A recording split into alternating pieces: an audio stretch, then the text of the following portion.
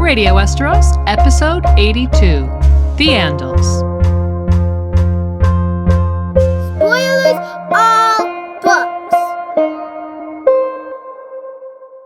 Hello, and welcome to another episode of Radio Westeros. I'm one of your hosts, Lady Guinevere, and with me, as always, is Yolkboy.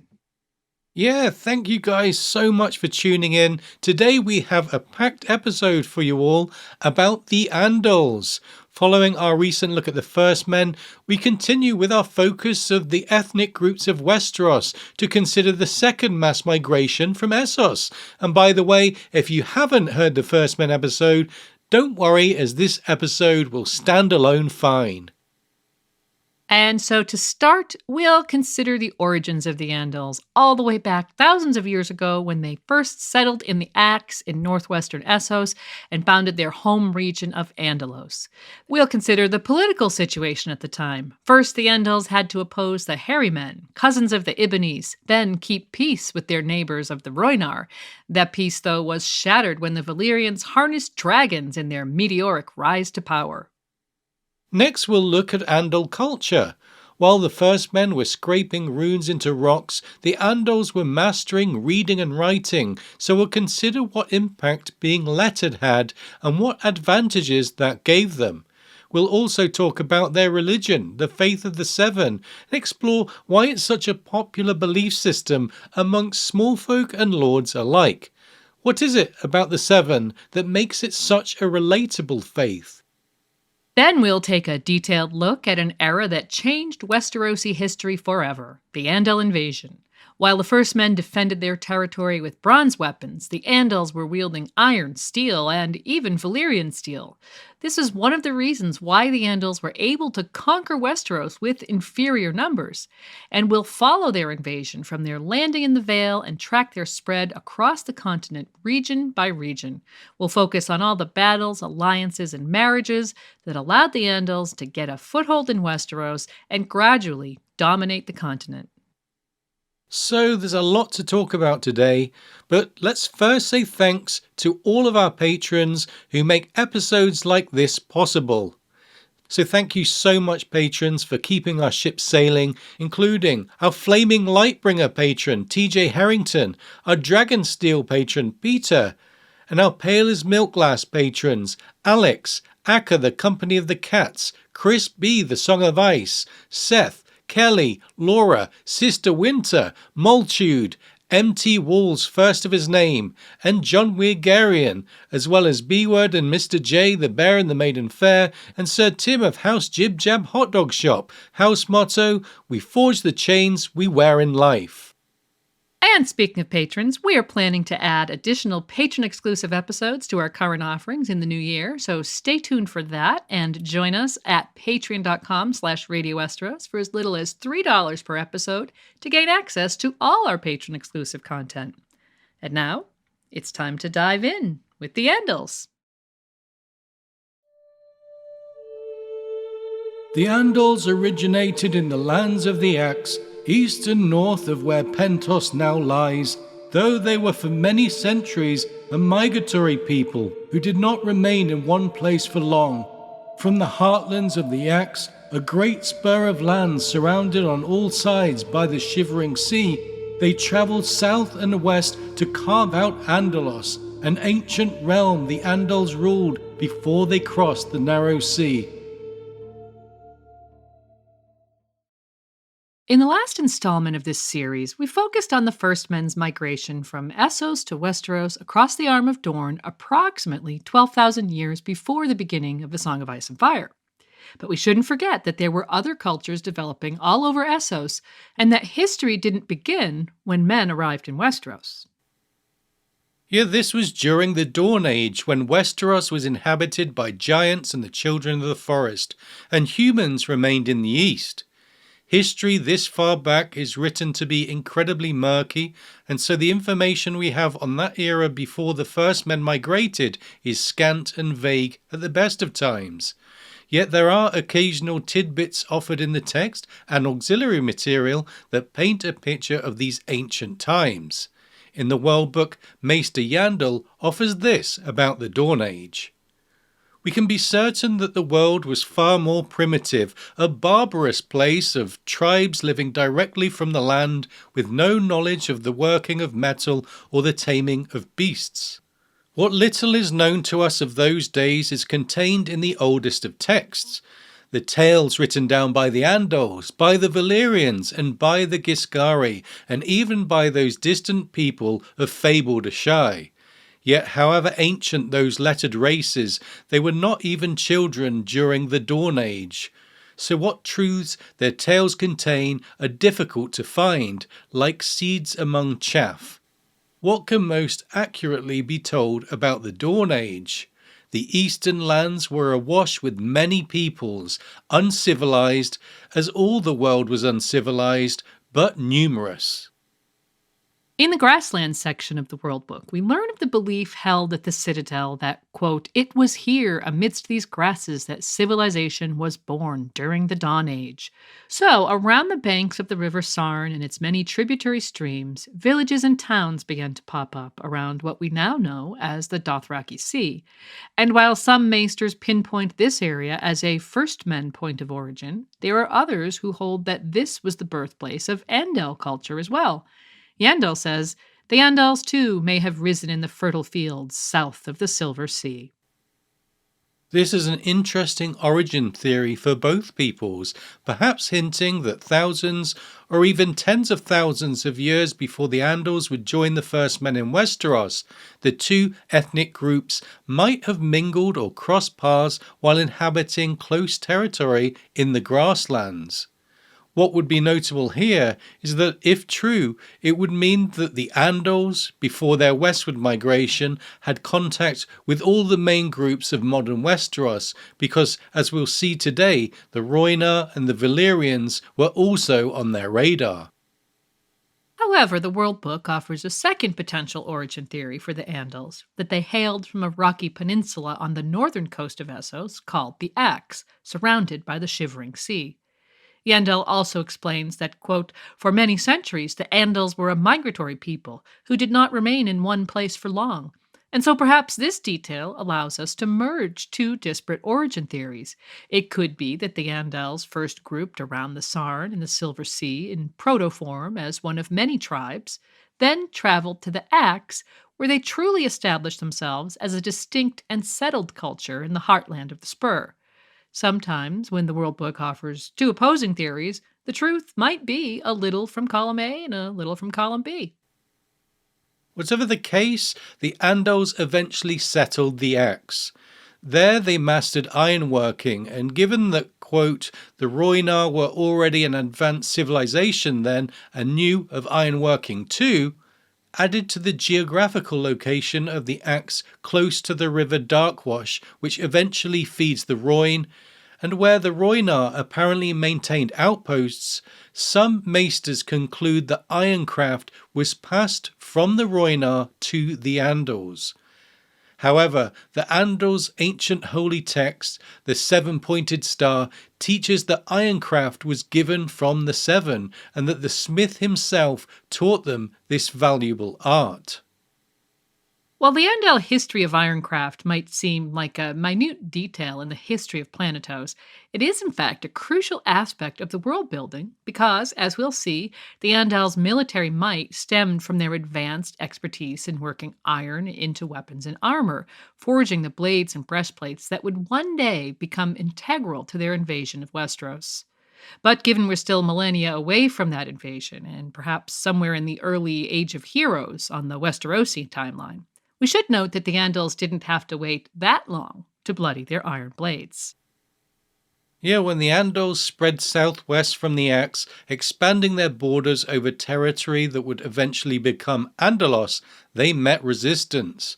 Yandal explains that the Andals brought iron weapons with them and suits of iron plates, against which the tribes that inhabited those lands could do little. and one example of such a tribe is noted, the Hairy Men, whose true name has been long forgotten, and who might be related to the modern Ebonese, who are described as, quote, the most hirsute people in the known world, which fits the notion of an ancient tribe of hairy men. If they are related, this lends credence to the possibility that the Andals bearing iron weapons drove the hairy men away to Ib, which demonstrates perfectly how there were a lot of factions in Essos in that time moving around the map, jostling for power, and in some cases forcing other peoples to resettle elsewhere, a theme that will become increasingly pertinent to the Andals further down the line. But for now, overcoming these lesser equipped and technologically inferior tribes gave the Andals battle experience and no doubt encouraged them to further explore the military possibilities iron offered. Long before the days of Valyria and their dragons, which changed everything for a time, they were learning that good metal was the key to conquering and gaining new territory. And the investment in this technology paid dividends, as soon the Andals came to dominate the inland area of northwestern Essos and establish their own home territory of Andalos that they occupied for millennia.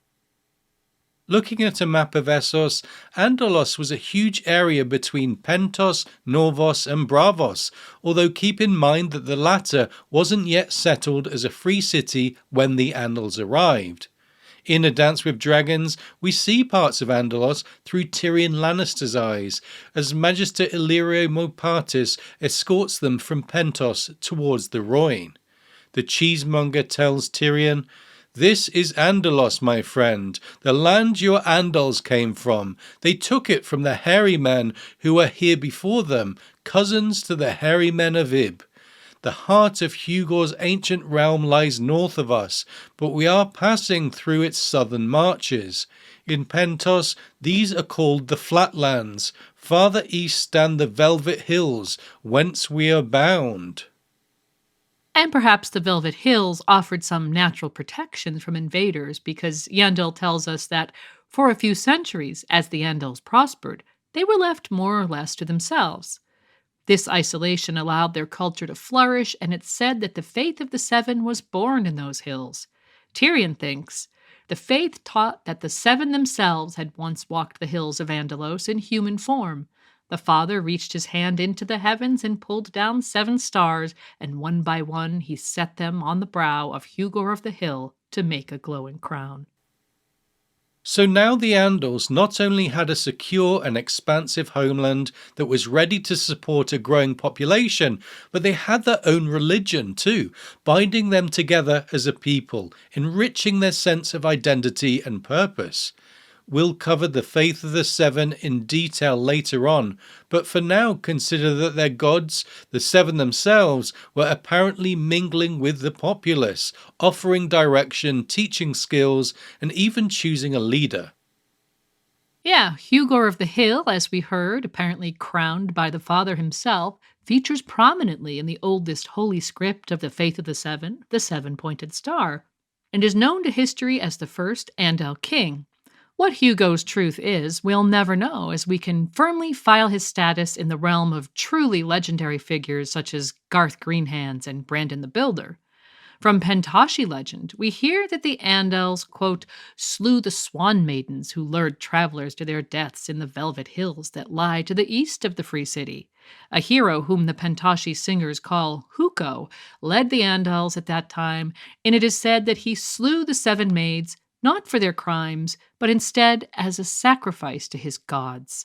There are some maesters who've noted that Huko may well be a rendering of the name Hugor. And in the Vale section of the World Book, Yandel informs us that House Arryn derives from the oldest and purest line of Andal nobility.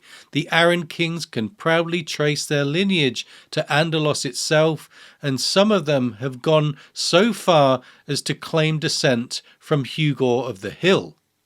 And so, with pertinent legends not just from Andalos, but from the surrounding area too, and with modern houses proudly claiming descent from Hugor, we can see that comparisons with Garth and Brandon are wholly appropriate.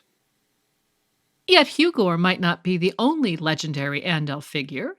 Tyrion Lannister was an apt character for George to lead through the marches of Andalos because his ancient legendary forebear, Lan the Clever, might have been an Andal explorer. During the Age of Heroes, Lan apparently winkled Casterly Rock away from the Casterlys, who were first men, using only his wits, a maneuver which saw the Casterlys strangely disappear from the lineages to be replaced by Lannisters. And Lan's background is intriguing. The World Book says, that was when the golden-haired rogue called Lan the Clever appeared from out of the east. Some say he was an Andal adventurer from across the narrow sea, though this was millennia before the coming of the Andals to Westeros. So it's interesting to think that while the Andals were beginning to thrive in isolated Andalos, there might have been explorers among them who were travelling to Westeros, getting the lay of the land and potentially mapping out territory. Any knowledge gained would one day become invaluable when the Andals turned their collective gaze west. For now, though, they seem to have been content to reside in Andalos, unopposed as the centuries rolled by. Further to the east, centered around the region we now call Slaver's Bay, the slave-driving Giscari Empire was flourishing, which would have been greatly concerning for anyone residing in Essos. However, the long distance between Andalos and Old Gis offered a logistical barrier, and lying between them stretched the Rhoynar civilization, which had also grown strong. The position of the Rhoynar, coupled with the relative peacefulness of these neighbors, are factors as to why the Andals were able to exist for so long unthreatened. However, further along the timeline during the Westerosi Age of Heroes, all that was about to change. Following the onslaught of the others known as the Long Night in Westeros, which may have also affected Andalos, given the reports from the Rhoynish ruined city of Croyan that, quote, "A darkness made the Rhoyne dwindle and disappear, her waters frozen as far south as the joining of the Siloru." The seeds of another, closer threat were being sown to the east of Andalos. Yeah, somewhere within a large southern peninsula where a string of volcanoes known as the 14 Flames sat above the summer sea, a tribe of harmless shepherds had discovered, or perhaps engineered, dragons and learned to tame and ride them. If you want an in-depth look to what was happening there, see our episode 73 all about dragons, where we go into detail about their origins. Anyway, to condense the story here, we'll mention that these shepherds were Proto-Valyrians, and with the formidable power they gained through the mastery of dragons, they were able to establish themselves across that peninsula that they named Valyria. The Valyrian rise to power was exponential, and soon their dragon culture became a force to be reckoned with in Essos, even threatening the well-established Giscari Empire. As it turns out, being the only culture with weaponized dragon flame in your arsenal gives you an incredible advantage over your rivals. But just as the Giscari sought to learn the secrets of dragons in order to balance the power, the quest for cultural and leadership knowledge went both ways. Although newcomers to the empire business, the Valyrians founded their freehold, began conquering, and learned a neat trick from the Giscari along the way. Yeah, the Giscari Empire had always understood the advantages of free labor and had mastered slavery much as the Valyrians had mastered dragons, including the training of armies of lockstep slave soldiers that would one day inspire the mutilated Unsullied of Slaver's Bay. Not about to take any sort of moral high ground, the Valyrians learned every slaver's trick in the book from their rivals, and soon set captives from their conquests toiling in the deep mines beneath Valyria in hellish conditions. Fortunately for the Andals, for a time, many centuries in fact, the aforementioned position of the Rhoyne River and its large settlements provided a convenient strategic barrier against the reach of the Valyrians. The Andals agreed to a peace with the Rhoynar, who had grown to be a powerful union of city-states. During this period, the Valyrians were preoccupied with a protracted series of wars with the Giscari, and after 5 brutal rounds, the empire of Old Gis was destroyed by Dragonflame and its soil sown with salt to ensure the bloody business was concluded for good, which ironically set up some of the difficulties of Daenerys Targaryen's reign in Slavers Bay thousands of years later. With the distraction of Old Gis eliminated, the Valyrian freehold sought to expand its reach and collect more slaves to keep the wheels of industry turning. And the bad news began for the Andals when the Valyrians founded a colony at the mouth of the Rhoyne. Yandel says, there Volantis was raised by some of the wealthiest men of the freehold in order to gather up the wealth that flowed down the Rhoyne, and from Volantis their conquering forces crossed the river in great strength. And so Volantis was strategically placed to exploit the riches of the river, but also allowed easy access into western Essos without disturbing the cities of the Rhoynar. From then on, the Andals' days of living in peaceful seclusion were numbered. At that point, mirroring the early kingdoms of the First Men, Andalos was divided into a series of petty kingdoms, which meant numerous kings all vying for territory. Perhaps unsurprisingly, the boundaries of Andalos were pushed further back until, to the north, the islands forming Lorath were conquered. Yandel says, clad in mail and wielding iron swords and axes, the Andals swept across the islands, slaughtering the hairy men in the name of their seven-faced god and taking their women and children as slaves. Again, the territory was divided between numerous petty kings in a continuous cycle of war. That was until an ambitious Andal leader known as Qarlon the Great rose up to unite Lorath under his rule, displaying the heads of his vanquished foes in his halls. But Qarlon's ambitions didn't end in Lorath. The World Book says, it was Qarlon's dream to make himself king of all Andals, and to that end he went forth time and time again against the petty kings of Andalos. After 20 years and as many wars, the writ of Qarlon the Great extended from the lagoon where Braavos would one day rise, all the way east to the Axe, and as far south as the headwaters of the Upper Rhoyne and Noyne. But still, Qarlon's thirst for power wasn't sated, and he made the fateful decision to march on the free city of Norvos, which the Valyrian freehold considered a distant daughter. Qarlon, leading the attacks himself, initially won 2 battles in the hills around Norvos, but when he marched on the city itself, the Norvashi alerted Valyria. While great distances and the width of the Rhoyne might have led Qarlon to believe he was safe from Valyria's reach, the Dragon Lords were so offended by his aggression that they mounted their dragons. In fact, the Valyrians decided to display their full power, and according to the tome Fires in the Freehold, rode 100 dragons up the Rhoyne to the besieged city. As you might expect, Qarlon burned with his army. But unsatisfied with the fiery demise of their foe, no doubt melted inside his iron armour, the dragon riders headed north and bathed the islands in dragon flame, killing all the inhabitants in a massacre known to history as the Scouring of Lorath. The Valyrians had tasted Andal blood, and while still maintaining a peace with the Rhoynar, Andalos became their next target. Using Volantis as a base, the Valyrians swept over Andalos. Yandel says, the Andals might have fought against them at first, and the Rhoynar might even have aided them, but their tide was unstoppable, so it is likely the Andals chose to flee rather than face the inevitable slavery that came with Valyrian conquest. They retreated to the Axe, the lands from which they had sprung, and when that did not protect them, they retreated farther north and west until they came to the sea.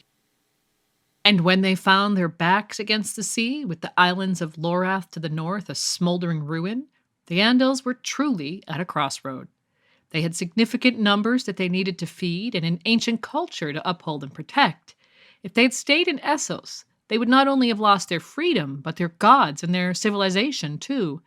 Is it any wonder, then, that while some Andals remained to face the inevitable, quote, many and more made ships and sailed in great numbers across the narrow sea to the lands of the first men in Westeros. Yeah, whereas the first men, perhaps due to having been landlocked in the grasslands of Essos, were noted not to be seafarers, the Andals, having lived for so long along the northern coast with access to coastlines for millennia, were adept sailors. With the arm of Dorne having been shattered thousands of years prior, the sea provided the only path into Westeros, and so the Andal refugees boarded their ships and set sail for western shores. As Yandel puts it, those who would not be slaves but were unable to withstand the might of Valyria fled. Many failed and are forgotten. But one people, tall and fair-haired, made courageous and indomitable by their faith, succeeded in their escape from Valyria, and those men are the Andals. However, the threat of subjugation wasn't the only factor at play here. The Septas and Septons of the faith teach that Hugor of the Hill was visited by the Seven and promised great kingdoms in a foreign land. In the Vale section of the World Book, we get more details about that promise, as, quote, the sacred book of the faith, the seven-pointed star, speaks of a golden land amidst towering mountains when Hugor of the Hill received his vision of the bounty that would one day belong to the Andals. And so, hounded out of Essos by the aggression of the Valyrians, but guided by prophecy, the Andals began to leave their homeland after thousands of years, sailing west across the narrow sea, arriving initially at the Fingers in the Vale to seek their destiny. This would be the second mass human migration from Essos into Westeros, but it won't be the last, as we'll see in the course of this series. But before we cover that, up next we'll take a deep dive into Andal culture as we seek to understand their religion and the technological superiorities that drove their invasion of the promised Golden Land across the narrow sea. For thousands of years, the Andals abided in Andalos, growing in number. In the oldest of the holy books, the seven-pointed star, it is said that the seven themselves walked among their people in the hills of Andalos, and it was they who crowned Hugor of the Hill and promised him and his descendants great kingdoms in a foreign land. Before we cover the epic Andal invasion with its bloody battles, shrewd alliances, and strategic marriages that would forever shape Westeros, let's first take a closer look at who they were and what their culture was all about, from their appearance to their language to their religion. Having already discussed their motives for heading west, understanding their culture will give us a clearer context for the decisions they made when they landed on Westerosi shores, and ultimately allow us a deeper understanding of the legacy of that monumental maneuver. And to begin, let's consider what the Andals typically looked like. Given that George is endeavoring to create a world filled with disparate people and customs, his first order of business, from a design perspective, was to make the Andals physically distinct from the First Men already inhabiting Westeros. As a reference for the typical First Men look, we get early descriptions of Lord Eddard Stark, who embodies the North and its First Men roots, and then an intriguing glimpse at the historical Starks commemorated in stone down in the crypts of Winterfell. We learn quickly that the Stark look typically consists of long, stern faces, hard grey eyes, and brown hair. Maester Luwin provided the contrasting Andal exposition to Bran early in A Game of Thrones when he said, "There came a time many centuries after the Pact when other peoples crossed the narrow sea. The Andals were the first, a race of tall, fair-haired warriors." Later, the Rhoynar would land in Westeros, described as slim with, quote, olive skin and dark hair, and later still a small contingent of Valyrians would flee westwards with their purple eyes and silver gold hair. George also detailed other cultural factors to set the Andals further aside from the First Men. Whereas the first men spoke the harsh sounding Old Tongue, the Andals communicated in their common tongue, which would one day dominate Westeros, save the odd giant and free folk tribe north of the Wall. The common tongue would supplant the Old Tongue, just as the Old Tongue had once supplanted the True Tongue as the dominant language in Westeros, and so language itself became a metaphor for who was the ascendant force. And related to language, we should also consider the key factor of writing. In our First Men episode, we covered their runic tradition in detail, how they carved runes into stones and rocks, and even wood. Without runes, much of what we know about the ancient history would have been lost to time. For example, we might not know that there was once an arm of Dorne, if not for the thousands of runic inscriptions the first men made about their crossing into Westeros. However, there's an obvious shortfall to the runic system. Over time, rocks become weathered and wood or trees die, rot, or otherwise disintegrate, and what little remains after thousands of years becomes incomprehensible to scholars. On the subject of Riverlands antiquity, for example, Andal writes that their histories are entwined and embroidered with myth and song, largely forgotten save for the names of a few legendary kings and heroes whose deeds are recorded on weathered stones and runes whose meanings are even now disputed at the Citadel. And so Yandel continues, the true history of the Riverlands begins with the coming of the Andals, meaning that anything before this point was not recorded convincingly, leaving the events of prior eras in Westeros largely open to interpretation. As keen Long Night researcher Samuel Tarley puts it to the Night's Watch Lord Commander Jon Snow after a reading session in the Castle Black Library, the oldest histories we have were written after the Andals came to Westeros. The first men only left us runes and rocks, so everything we think we know about the Age of Heroes and the Dawn Age and the Long Night comes from the accounts set down by septons thousands of years later. There are archmaesters at the Citadel who question all of it. So it seems that when the Andals started to spread across Westeros, they brought with them a written language, and their septons, maesters, and other intellectuals began the arduous task of translating ancient runes, legends, and folklore into the common tongue and recording them, markedly improving the standards of documenting history. By that point, they had already greatly benefited from their superior mode of communication for millennia. We'll talk of the Andals and their ironwork giving them the fullest military advantages over the first men, a factor which may have turned the tide of history.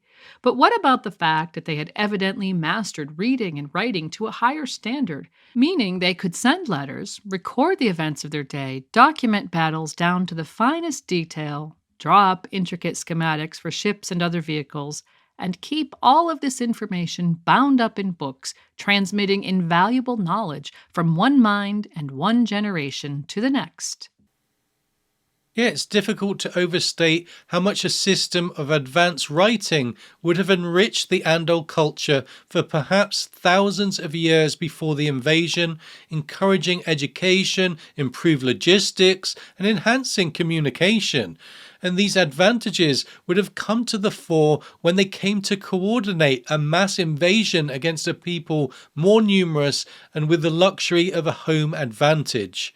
Ironically, as we'll see, the Andals brought one method of recording events and histories with them, yet destroyed another when they began to fell every weirwood tree in sight.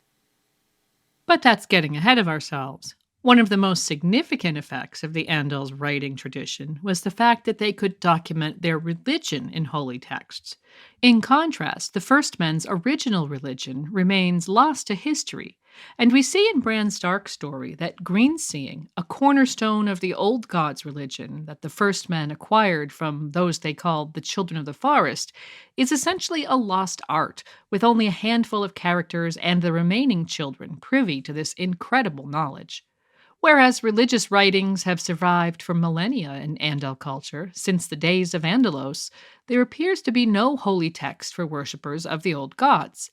And so let's take a closer look at the Andal's sacred book, the Seven-Pointed Star, and consider the faith of the Seven as a whole, both of which set the Andals far apart from those who came before them. Catelyn had been anointed with the 7 oils and named in the rainbow of light that filled the sept of Riverrun. She was of the faith, like her father and grandfather and his father before him. Her gods had names, and their faces were as familiar as the faces of her parents. Worship was a septon with a censer, the smell of incense, a 7-sided crystal alive with light, voices raised in song. The Tullys kept a god's wood, as all the great houses did, but it was only a place to walk or read or lie in the sun. Worship was for the sept. Whereas animism influenced George's depiction of the old gods, and there's a distinct Zoroastrian influence on the religion of R'hllor, George was taking a leaf out of medieval Catholicism in the faith of the Seven. One of the central tenets of Catholicism is that a single God is represented in 3 aspects called the Trinity, the Father, the Son, and the Holy Ghost. Similarly, the 7 are one God divided into 7 aspects: the Father, Mother, Maiden, Crone, Warrior, Smith, and Stranger. During the Middle Ages, the Catholic Church became so powerful that the Pope had a major influence over European politics and monarchy. George has attempted to echo this history with the faith, whose influence over the monarchs of Westeros culminates with their leader, the High Septon, wielding increasing power throughout the main series, including dictating a devastating and humiliating punishment to Queen Cersei Lannister in A Dance with Dragons. And while the old gods conjure the magic of nature and R'hllor incorporates the magic of fire, the faith is a more grounded belief system with no magic as such, but an emphasis on the power of prayer to the 7 aspects of God, who each offer a different inspiration. The Father represents sound judgment, and the Mother is linked to compassion and protection. Given the ubiquity of mothers and fathers in any given society, we can understand that the 7 is a religion which offers a degree of relatability and also aspiration for the masses. And then there's the warrior, who one could turn to for courage, especially appealing to soldiers about to risk their lives before battle. The smith with his hammer represents industry, creation, and hard work, adored by craftsmen and sailors alike. The maiden represents female innocence, appealing to girls and women seeking courage and protection in a man's world. And the crone is the font of maturity, offering wisdom to those seeking guidance. Finally, there's the mysterious stranger, the faceless death aspect, the psychopomp that leads the dead across the threshold into the afterlife. And so overall we can see the advantages of a God comprised of 7 disparate aspects. Whoever you are and whatever your problem, there's a face of God you can turn to in your hour of need. Not only are these aspects relatable, but they offer diversity to worshippers, from young maids to seasoned soldiers, from paupers to kings and queens. In A Clash of Kings, when Stannis Baratheon's fleet is bearing down on King's Landing, through Sansa Stark's POV, we get a glimpse of how much the 7 means to the locals, and Sansa herself when she visits a sept to pray. Here's the passage. Through the quiet, the singing pulled at her. Sansa turned toward the sept. 2 stable boys followed, and one of the guards whose watch had ended. Others fell in behind them. Sansa had never seen the sept so crowded, nor so brightly lit. Great shafts of rainbow-colored sunlight slanted down through the crystals in the high windows, and candles burned on every side, their little flames twinkling like stars. The mother's altar and the warriors swam in light, but smith and crone and maid and father had their worshippers as well. And there were even a few flames dancing below the stranger's half-human face. For what was Stannis Baratheon, if not the stranger, come to judge them? Sansa visited each of the 7 in turn, lighting a candle at each altar, and then found herself a place on the benches between a wizened old washerwoman and a boy no older than Rickon, dressed in the fine linen tunic of a knight's son. The old woman's hand was bony and hard with callus, the boy's small and soft, but it was good to have someone to hold on to. The air was hot and heavy, smelling of incense and sweat, crystal-kissed and candle-bright. It made her dizzy to breathe it. She knew the hymn. Her mother had taught it to her once, a long time ago in Winterfell. She joined her voice to theirs. Gentle mother, font of mercy, save our sons from war, we pray. Stay the swords and stay the arrows, let them know a better day. Gentle mother, strength of women, help our daughters through this fray. Soothe the wrath and tame the fury, teach us all a kinder way. Across the city, thousands had jammed into the great sept of Baelor on Visenya's hill, and they would be singing too, their voices swelling out over the city, across the river and up into the sky. Surely the gods must hear us. Seeing how much strength the Seven offers its worshippers, both to individuals and the collective group, in their time of need during this pre-battle scene goes a long way to explaining its popularity. We can understand the broad appeal of the faith and see why it originally bound the people of Andalos together, and then became such a significant and enduring part of their culture. And as we said, this religion was greatly facilitated by the advanced writing system of the Andals, which allowed its devout, called septors and septons, to spread the word of the holy texts, their meanings and their histories, even to the unlettered among the populace. And of course, the primary holy text is the seven-pointed star, in which the founding of the faith is documented. Tyrion recalls this line, learned by rote as a child. The Father reached his hand into the heavens and pulled down 7 stars, and one by one he set them on the brow of Hugor of the Hill to make a glowing crown. Later in the same chapter, Tyrion thinks, the maid brought Hugor forth a girl as supple as a willow with eyes like deep blue pools, and Hugor declared that he would have her for his bride. So the mother made her fertile, and the crone foretold that she would bear the king 44 mighty sons. The warrior gave strength to their arms, whilst the smith wrought for each a suit of iron plates. These snippets of the holy text give us insight into the cornerstone of the faith's beliefs, the point where God touched man and empowered a king, then aided him in different ways, ultimately giving a common cultural and religious identity to all those Andalosians seeking purpose and a higher power. When Tyrion Lannister, who funnily enough goes on to adopt the pseudonym Hugor Hill, recites this passage in the modern timeline, he might be speaking words 10,000 years old that have been read and interpreted by countless generations. Who among these early settlers in Andalos could have ever imagined that the faith would one day become the dominant religion of Westeros? In the main series, we see the Seven's influence stamped all over the culture of southern Westeros, from beautiful songs and prayers, elaborate houses of worship known as septs, sacred holy days, and the plethora of customs and rites such as feasts and vows at weddings, to the quiet work of the Silent Sisters offering dignity to the dead. However, the Seven's dominant influence failed to take root in the north, where the old gods have proven difficult to supplant.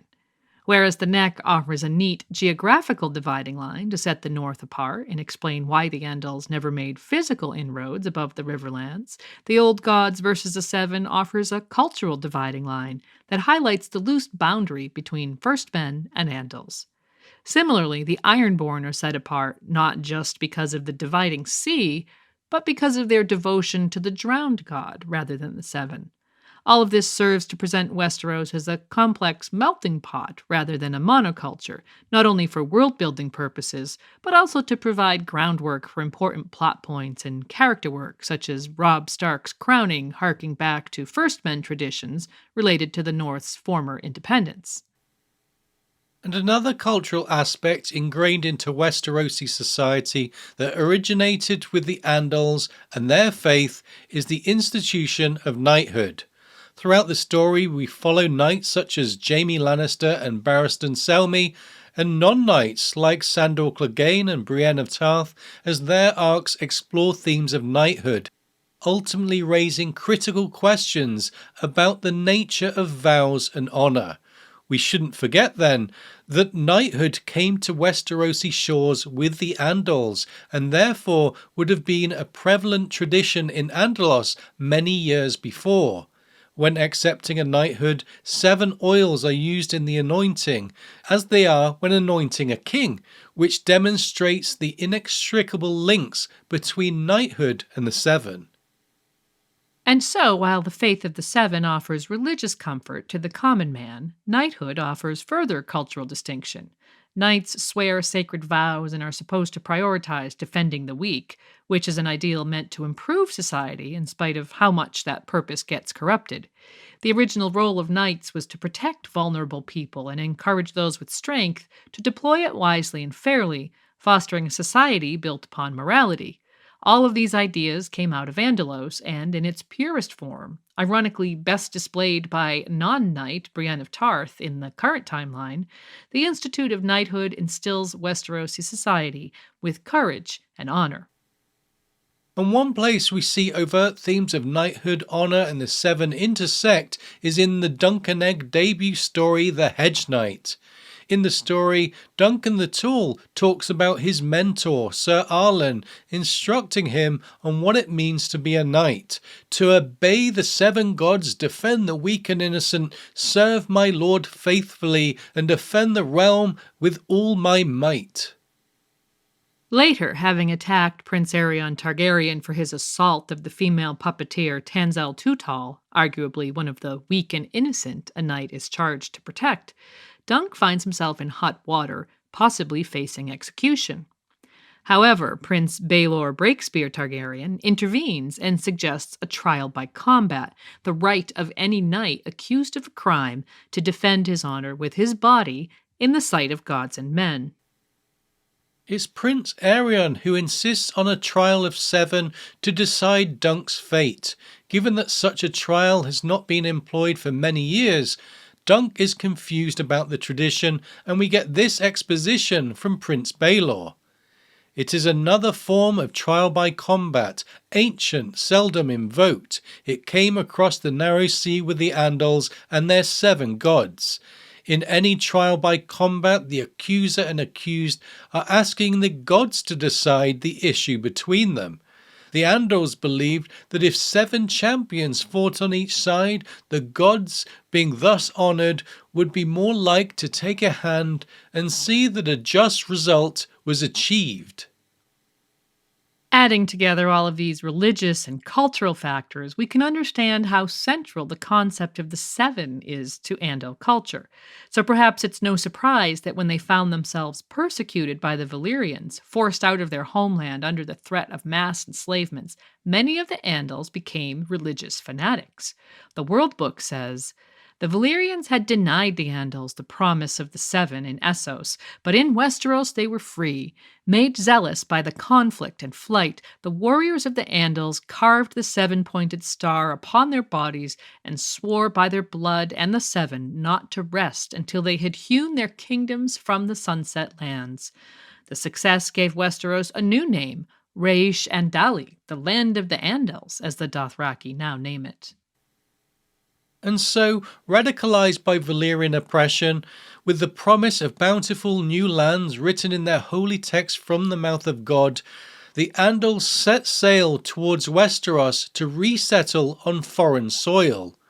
Leaving little behind, they took with them their religion, which bound them together and gave them strength in the most uncertain of times.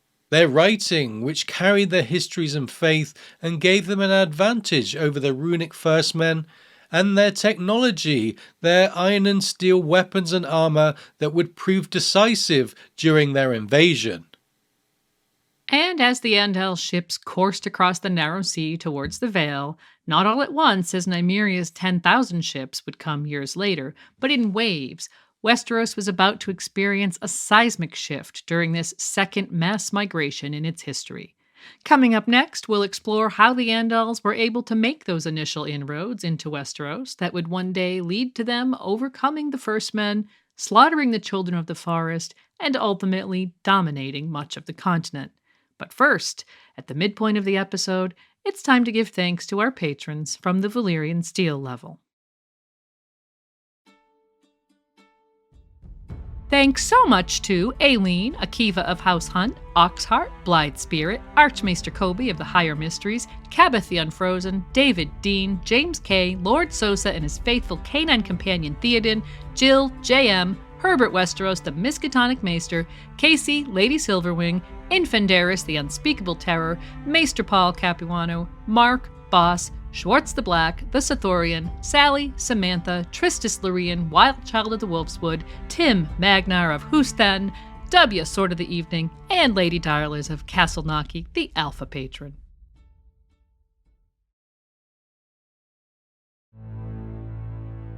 Isolated from the rest of Westeros by its towering mountains, the Vale proved the perfect ground for the Andals to carve out their first kingdoms in this new land.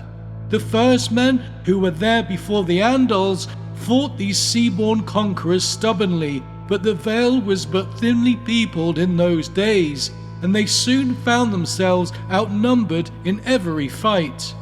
No sooner was one longship set aflame or driven back into the sea, the singers say, than 10 more rose from the dawn. No one can say for sure why the Andals chose to land their ships on the shores of the Vale, but it seems likely that there were a wide variety of factors as opposed to one single reason. First off, there's the line from the Seven-Pointed Star we mentioned earlier. Hugor of the Hill had apparently been shown a glimpse of the future by the Seven, receiving a vision of, quote, a golden land amidst towering mountains that the Andals would one day call home.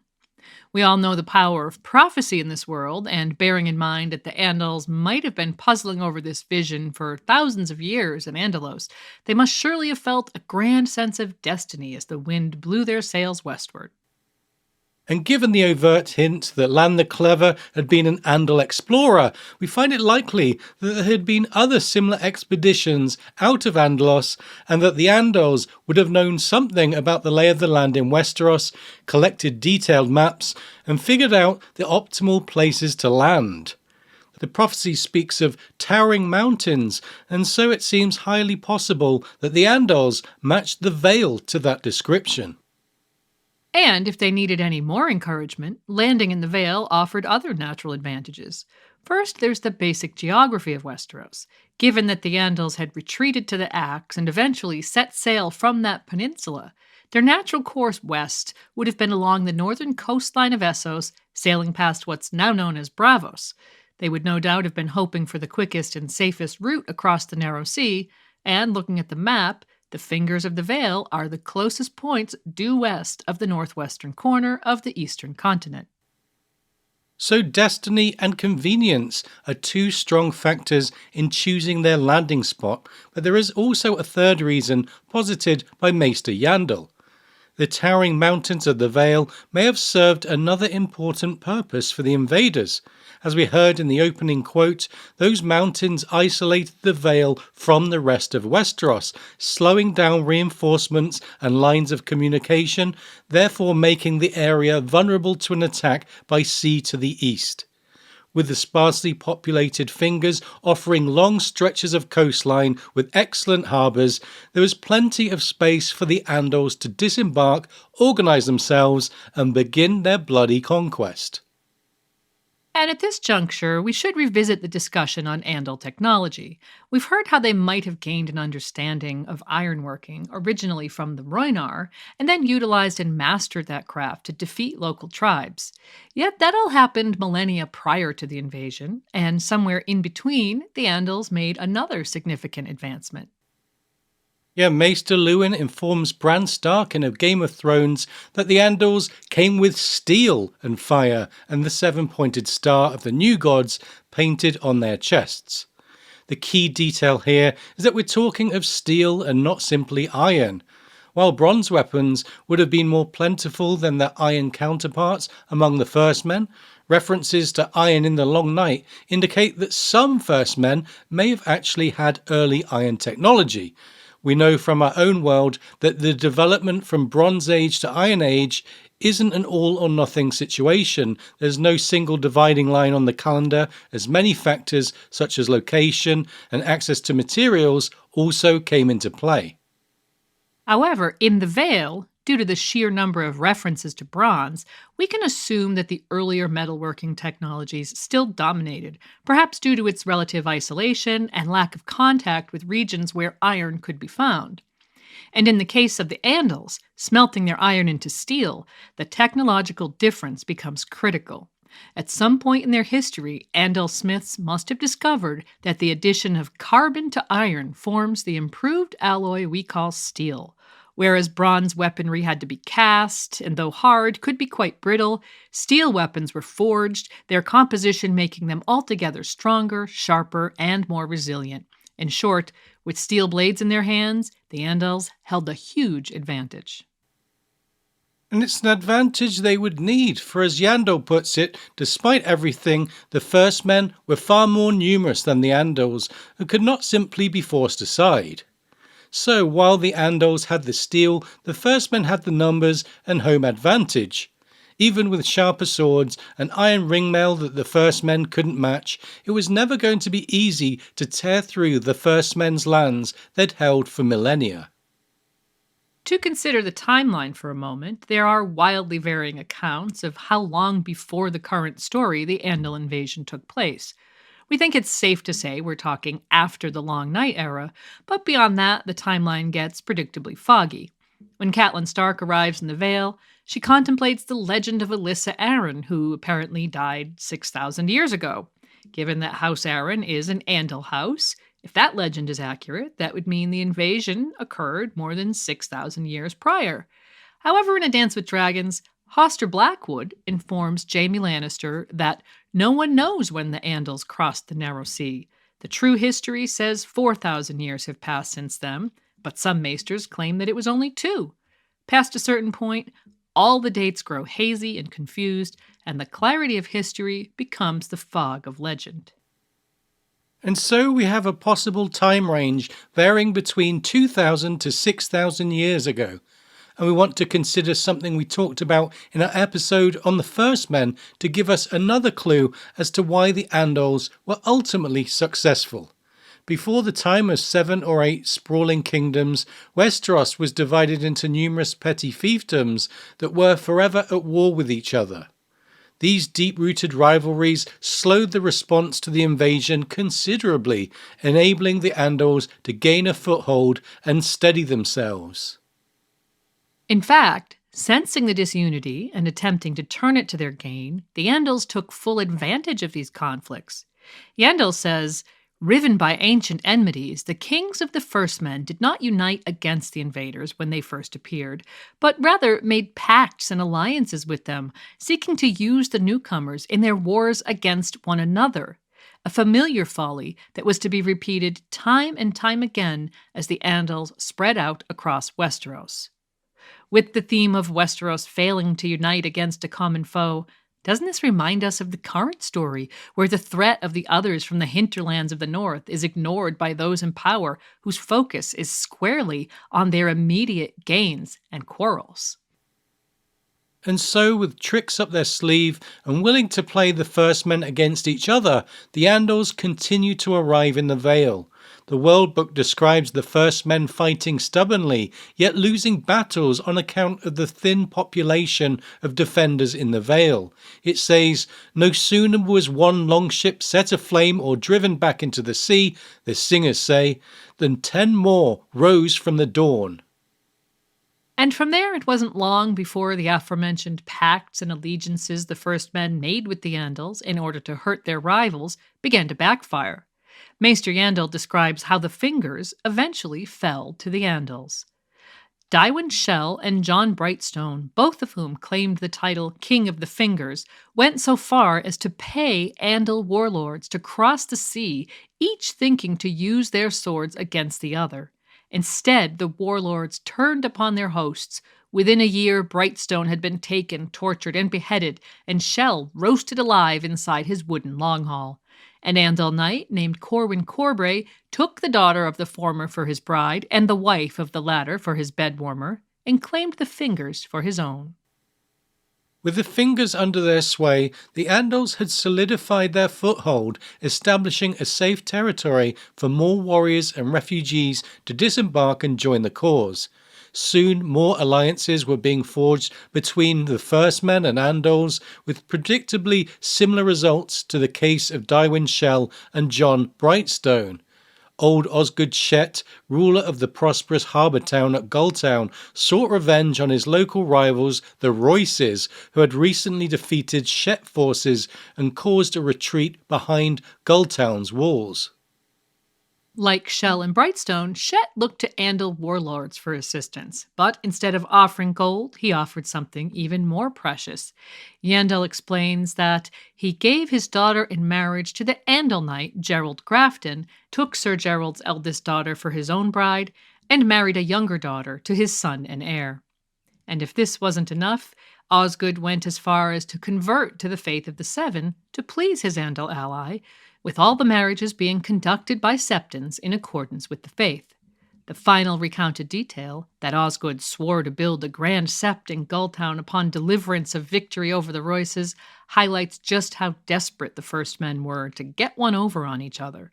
The Andals could almost have stepped back and watched one petty king destroy the next, and how marvelous it must have been to invade such a fractured land that the foe was offering gold and daughters at the drop of a hat. The First Men were treating the invaders like sellswords. And ultimately, of course, Osgood misjudged who the real enemy was in the equation. Rumour has it that Sir Gerald himself murdered him on the battlefield before leading the Gulltown Andal alliance to victory, thus relieving Shet of his title, King of the True Men, from First Men grasp after a storied history dating back thousands of years to the Dorne Age. Sir Gerald then took the crown for himself, locked up Osgood's firstborn son, and got himself a son with Osgood's daughter. The Andals had played the First Men for fools and used any treacherous means necessary to seize power and exert control. And when the Gulltown hoi polloi rebelled against their new foreign king and his seven-sided god, he showed not a drop of mercy in putting down the uprising. Yandel says, soon the gutters of the town ran red with the blood of the First Men, and women and children as well. The dead were thrown in the bay to feed the crabs. With the cases of Shell, Brightstone and Shet serving as cautionary tales, there were other less credulous factions of First Men who were eager to fend off the invaders rather than find common cause. We mentioned that Osgood Shet was mortal enemies with the Royces, who were then led by Yorick VI of Runestone, styled as the Bronze King. And remember that the proud First Men Royces still wear bronze rune-inscripted armour to this day. Well, here we get a glimpse of where some of that ancient pride comes from, for in spite of losing the battle at Gulltown to the Shet-Andal alliance, Yorick Royce is noted to have won several victories against the invaders, quote, at one point smashing 7 longships that had dared to land upon his shores and decorating the walls of Runestone with the heads of their captains and crews. After him, Yorick's heirs, the next Bronze Kings, continued the resistance that now stretched over generations. By then, however, the First Men found themselves on the back foot, as by the time of Yorick's grandson, Robar Royce II, they had ceded around 3/4 of the Vale to the Andals.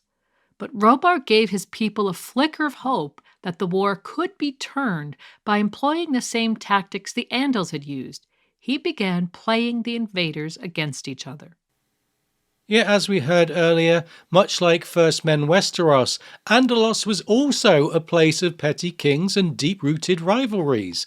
According to Yandel, Robar warred with one enemy at a time, often making common cause with one Andal chief to bring down another. Meanwhile, much like Mance Rayder in the current story with the Free Folk, Robar seized the opportunity to unite the tribes, so to speak. As a renowned warrior of both cunning and charm, Robar ticked the boxes of charismatic leadership and aimed to bring together the resilient but damaged Vale factions under one united banner, in contrast to the now divided and competing Andals. He arranged political marriages, forged crafty alliances, and drew in Vale houses and clans, great and small, behind him. All of these petty kings for once put aside their rivalries, renouncing their crowns and bending the knee to the visionary Robar, bestowing him with the grand title High King of the Vale, the Fingers, and the Mountains of the Moon. Finally, the first men of the Vale were organised enough to attempt to stem the tide of Andal invaders, and took their best shot at reclaiming their lands and protecting their culture. United by a single leader, perhaps for the first time in Vale history, the First Men became a force to be reckoned with, winning what Yandel describes as a series of smashing victories against their fractured foe. With the fate of the Vale in the balance, King Robar Royce led by example, first slaying King of the Fingers Kyle Corbray and picking up Corbray's Valyrian steel blade, Lady Forlorn, in the process. Within the context of our discussion on bronze and iron and steel in this episode, this detail is intriguing because it tells us that at least some Andals had in fact been trading with the Valyrians, who had evidently taken steelmaking to the next level by this time, producing quasi-magical blades that were stronger, lighter, and sharper even than conventional steel. So quite a prize for King Robar to go from a bronze blade to Valyrian steel in one fell swoop was a significant upgrade that can only have further elevated his legendary aura among his troops. Next, Robar turned to Gulltown, where the Graftons had ruled since Sir Gerald's aforementioned betrayal of King Osgood Shet. Legend has it that Robar sent his own sister into the city, sparking an uprising that saw the First Men Shets rebel against the Andal Graftons and open the city gates from within. Whereas a long siege might have drained Robar's resources and patience, his cunning thinking here saved a lot of time and bloodshed, meaning that the First Men were able to pivot quickly to a new front.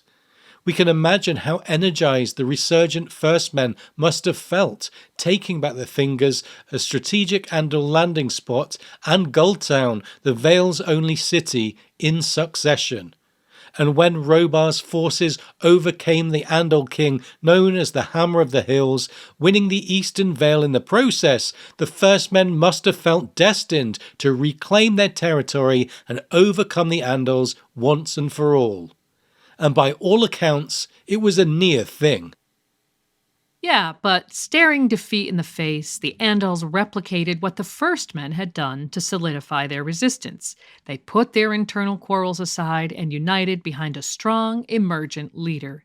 They needed someone to match Robar's youth, intelligence, craftiness, and military prowess, a combination they found in a knight named Artus Arryn. Yandel says, the man they chose to lead them was neither king nor prince, nor even lord, but a knight named Sir Artus Arryn. A young man of an age with King Robar, he was esteemed amongst his peers as the finest warrior of his day, a champion with sword and lance and morning star, and a cunning and resourceful leader of men, beloved by all who fought beside him.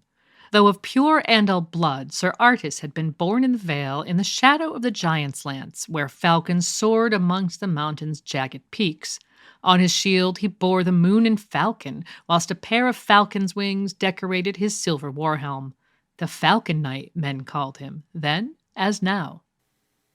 And so it was that the First Men squared off against the Andals in what's known to history as the Battle of the Seven Stars. While each army is said to have been of equal size, the First Men arrived at the battleground situated beneath the towering giant's lance earlier than the Andals. Seeking to turn their arrival to a substantial advantage, the First Men claimed the higher ground and dug trenches behind sharpened wooden stakes to protect themselves from Andal charges and cavalry.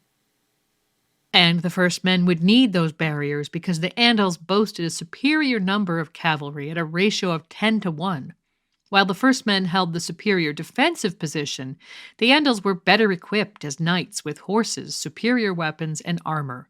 And what followed was one of the most crucial battles in history, although neither side could have grasped its full significance at the time. The Battle of the Seven Stars wouldn't just decide the fate of the region, but the entire future of Westeros. When the Andals finally arrived at the scene 3 days after the first men, it was dusk, and so no battle would be fought until dawn. But even in that darkness, Robar set eyes on his adversary, the Falcon Knight, unmistakable in his winged helm and silvered armour. Given Robar and Artis were both inspiring leaders, both sides knew that the death of one of these men would probably lead to defeat, which is why Robar was marking and targeting his foe early on. So would Artis's distinctive armour be the mistake that led to his downfall? As dawn broke the next day, casting light upon the battleground, the Andals glimpsed an omen in the sky which gave the battle its name. Quote, 7 stars gleaming in the grey dawn sky. The sign from above greatly encouraged the Andals, and their vanguard began their charge up the hill towards the first men, screaming, "The gods are with us!" And so the battle was joined. The first 6 times the Andals attempted to break the lines, they were repelled, yet they are said to have succeeded on the 7th. It really was a day for sevens, although we should emphasise that the accounts of this battle come from singers who we all know have a strong sense of poetry. Whatever the case may be, the Andals' vanguard did finally break through, led by the towering Torgold Tollet, who wore no armour over his chest in order to proudly display the 7-pointed star carved into his chest. We'd like to think this epic warrior was an ancestor of our favourite dolorous comedian at the wall, but who can say for sure? With an axe in each hand and a smile plastered across his face, Maester Yandel describes how Torgold tore through the Red Fort defensive line, even after local sorceress Ursula Upcliffe rode up on horseback to curse him. Here, Torgold claimed a swift revenge, quote, leaping onto the witch's horse, grasping her face between 2 bloody hands, and tearing her head from her shoulders. By all accounts, here was a warrior to match the current story's gargantuan Gregor Clegane for strength and ferocity.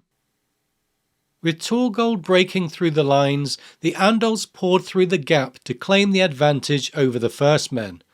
Rather than fighting a losing battle on the back foot, King Robar took fate into his own hands and responded by leading a swift counterattack. With Lady Forlorn in his grasp, he met Torgold, who made the unfortunate mistake of attempting to grab the Valyrian steel blade edge first. Robar swept the blade through Torgold's hands and then sunk it into his skull. Not content with taking down the big man at the head of the opposition's vanguard, Robar quickly pivoted towards his adversary with the fancy armor. The 2 leaders, quote, came together as the battle raged around them, the king in bronze armor, the hero in silvered steel. Though the Falcon Knight's armor flashed brilliantly in the morning sun, his sword was no Lady Forlorn, as the Valyrian steel sheared through the winged helm and laid the Andal low. For an instant, as his foe toppled from the saddle, Robar Royce must surely have thought his battle won. However, as his opponent fell, Robar heard the ring of trumpets behind him. Seeing a fresh force of some 500 hidden knights galloping towards him down the giant's lance, he must have realised immediately that he'd been baited into a trap. Because leading the attack was another knight decked in silvered armour with a winged warhelm. That's right, the Falcon Knight had sent forth a decoy the first time around, and so the distinctive armour had been part of a ruse that was to be the undoing of Robar Royce. While he hadn't been outfought exactly, he had been outsmarted. Artis Arryn was born in the vicinity of the Giant's Lance, and so had in-depth, invaluable knowledge of the area. He'd taken his best horsemen along a hidden goat track in order to take the first men from the rear. It's not the first time we've heard about hidden goat tracks winning the day. Robb Stark used one to make his way into the Westerlands to take the Westermen at the Golden Tooth unawares, and he was himself taking a page from Daeron, the young dragon, who used goat tracks to bypass Dornish watchtowers in the Boneway and so facilitate his brief conquest of Dorne. But, chronologically speaking, artist Arryn was indeed the first that we know of to use this trick in Westeros.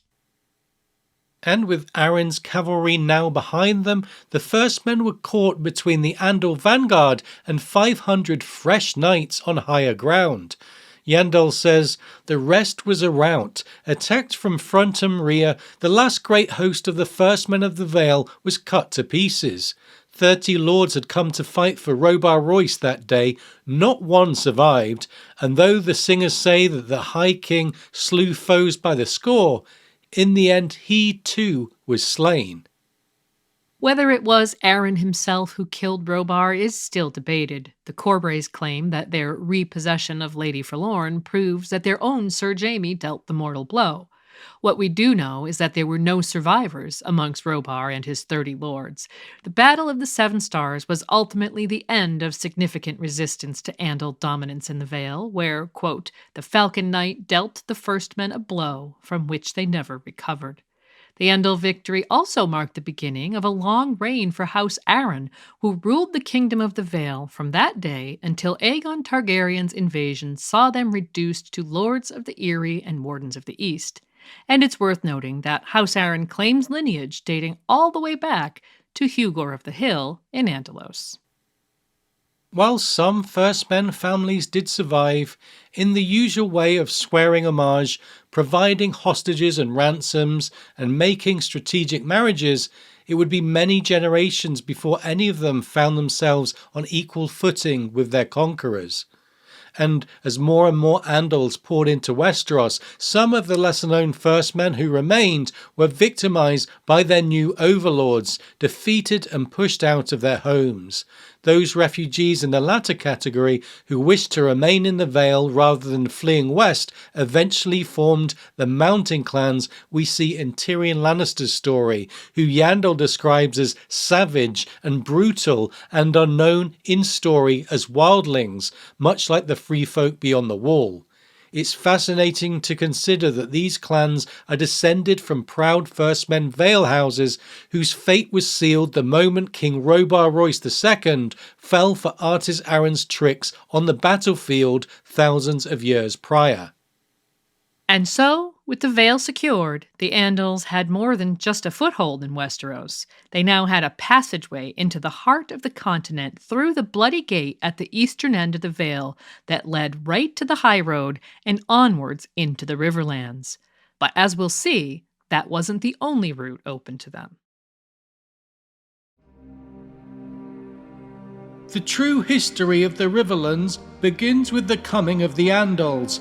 After crossing the narrow sea and sweeping over the Vale, these conquerors from the east moved to make it their own, sailing their longships up the Trident and its 3 great branches. Remembering that the Andals were noted seafarers and therefore had strength in their ships, they followed their victory in the Vale with attacks on the Riverlands by, quote, sailing their longships up the Trident and its 3 great branches.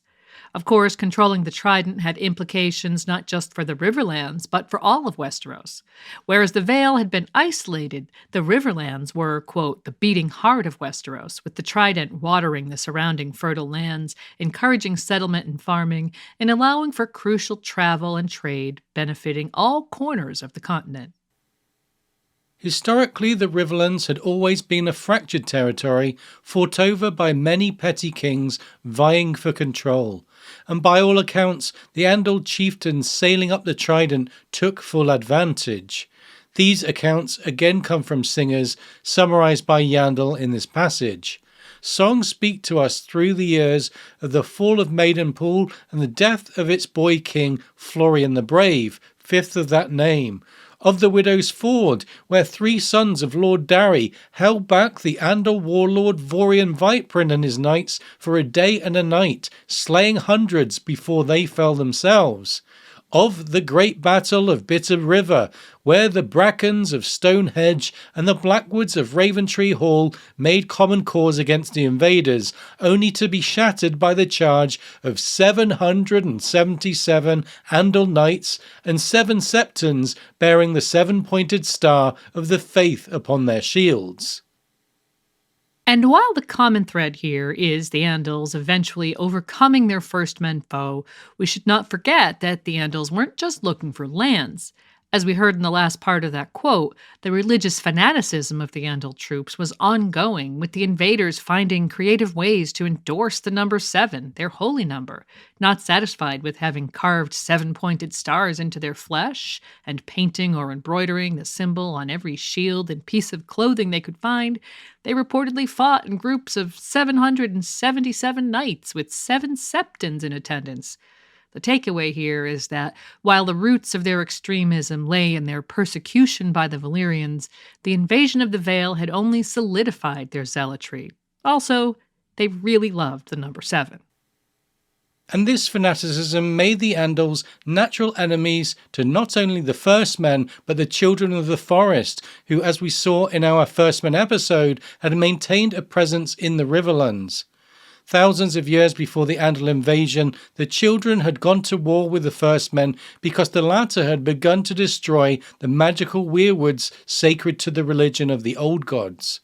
For a full exploration of the Children's culture and the significance of weirwoods, do check out our recent Children of the Forest episode, but for now we'll summarise by highlighting that their leaders, called Greenseers, were able to tap into recorded memories of any event that had occurred in front of a weirwood in history.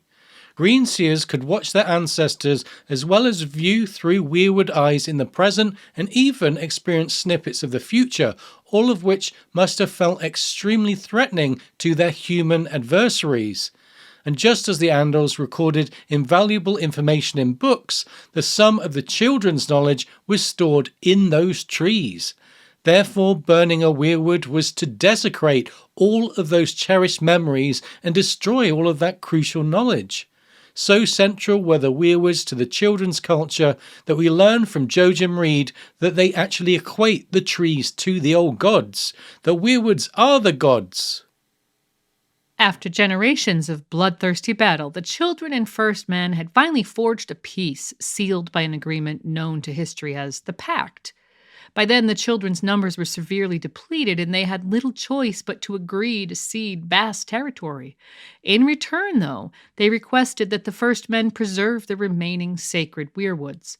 The pact was agreed on the Isle of Faces, and what followed was, according to Maester Luwin in A Game of Thrones, 4,000 years of friendship between men and children. In time, the First Men even put aside the gods they had brought with them and took up the worship of the secret gods of the wood.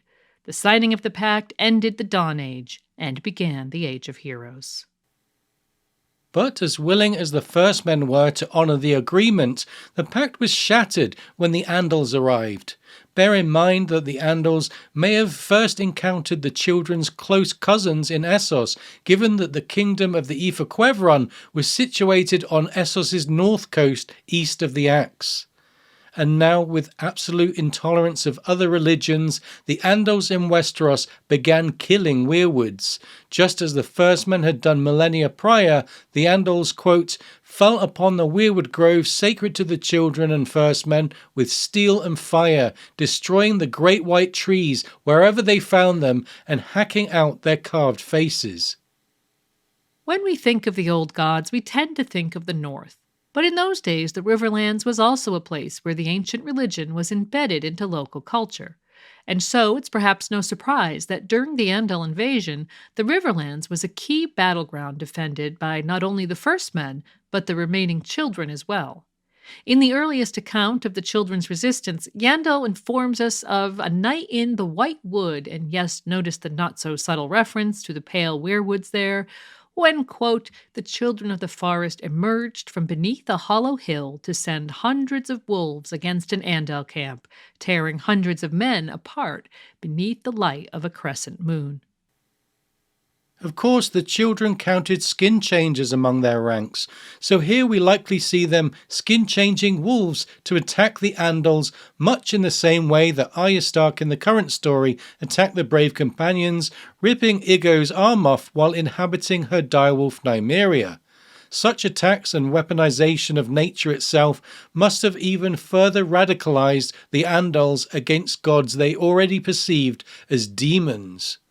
In speaking of Arya's Riverlands arc, one has to wonder if the Hollow Hill in the story could perhaps be the same Hollow Hill she visits with the Brotherhood without banners, a hill that is full of weirwood roots and most likely was once hidden below a white wood. Another wooded site in the Riverlands known to be sacred to the children of the forest is High Heart, a place we visit twice with Arya in A Storm of Swords while traveling with the Brotherhood. When she first sets eyes on the place, Arya thinks it was a hill so lofty that from atop it she felt as though she could see half the world. Around its brow stood a ring of huge pale stumps, all that remained of a circle of once mighty weirwoods. Arya and Gendry walked around the hill to count them. There were 31, some so wide that she could have used them for a bed. High Heart had been sacred to the children of the forest, Tom Sevenstrings told her, and some of their magic lingered here still.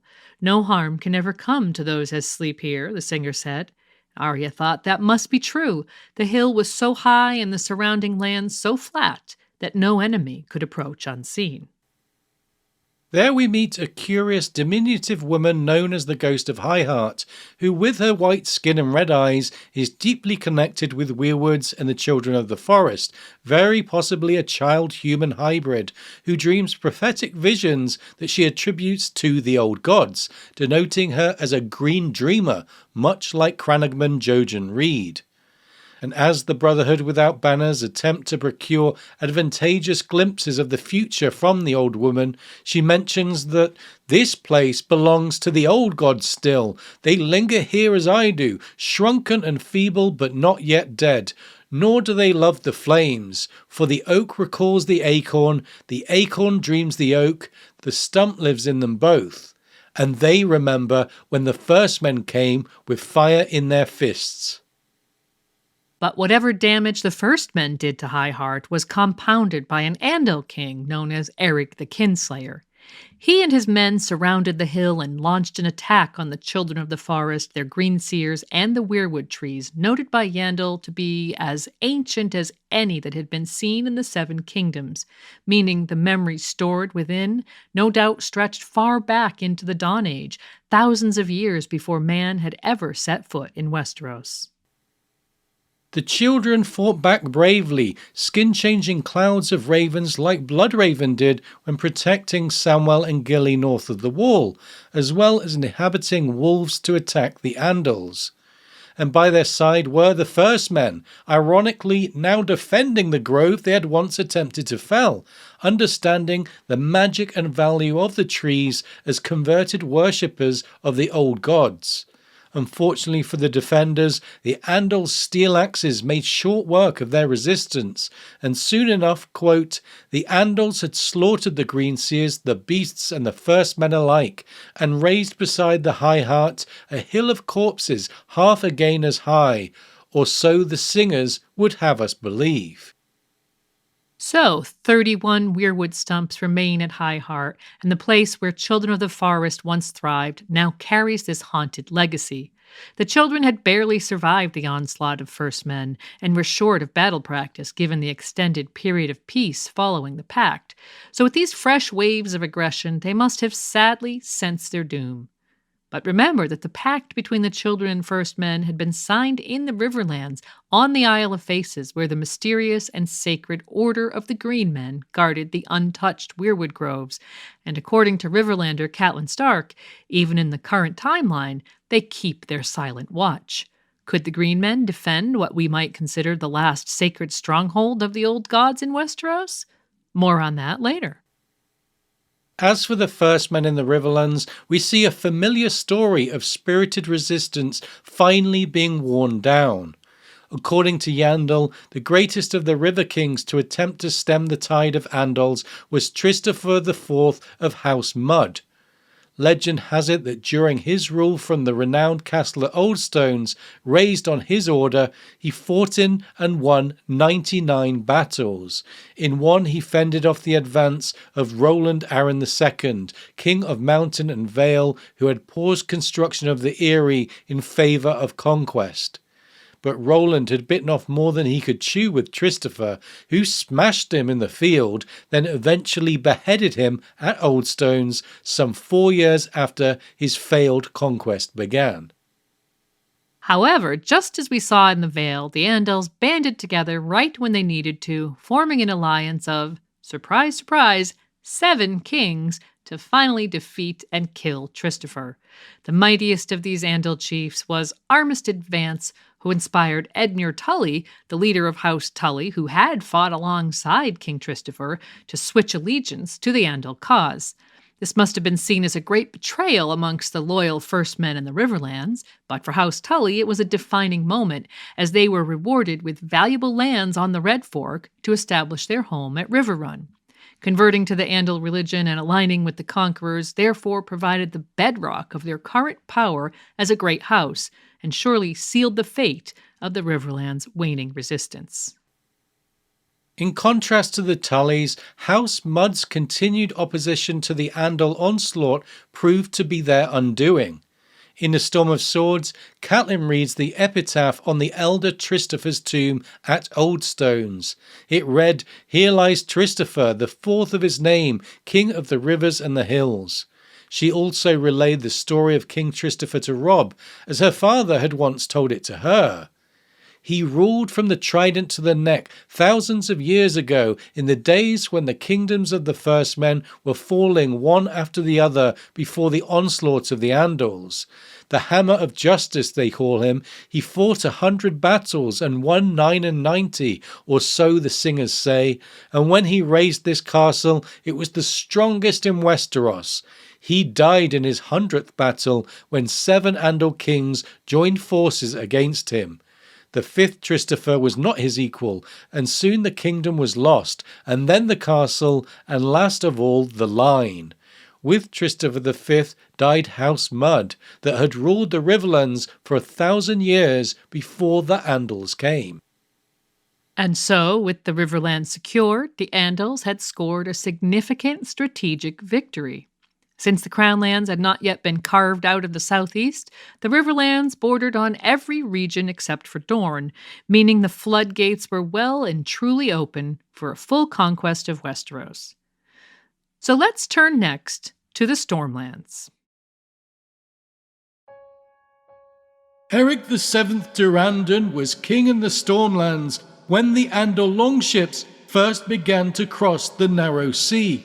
History remembers him as Eric the Unready, for he took little note of these invaders, famously declaring that he had no interest in the quarrels of strangers in a land far away.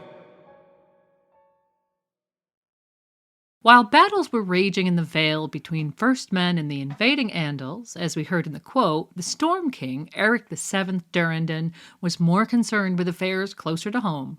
If Eric had perceived the Andal threat as one that would one day inevitably wash up on Stormlands shores, he might have thought differently, sent forces north to the Vale, and stopped the Andals in their tracks once and for all.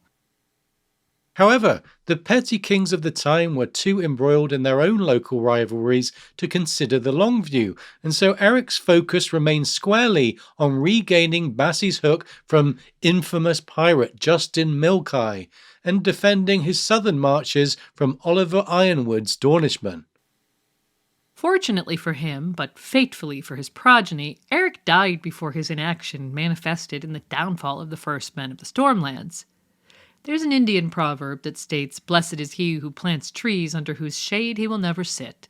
Well, we can attribute the opposite sentiment to Eric's non-intervention here, as it was his grandson, Carlton II, who was left to defend the family territory later down the timeline.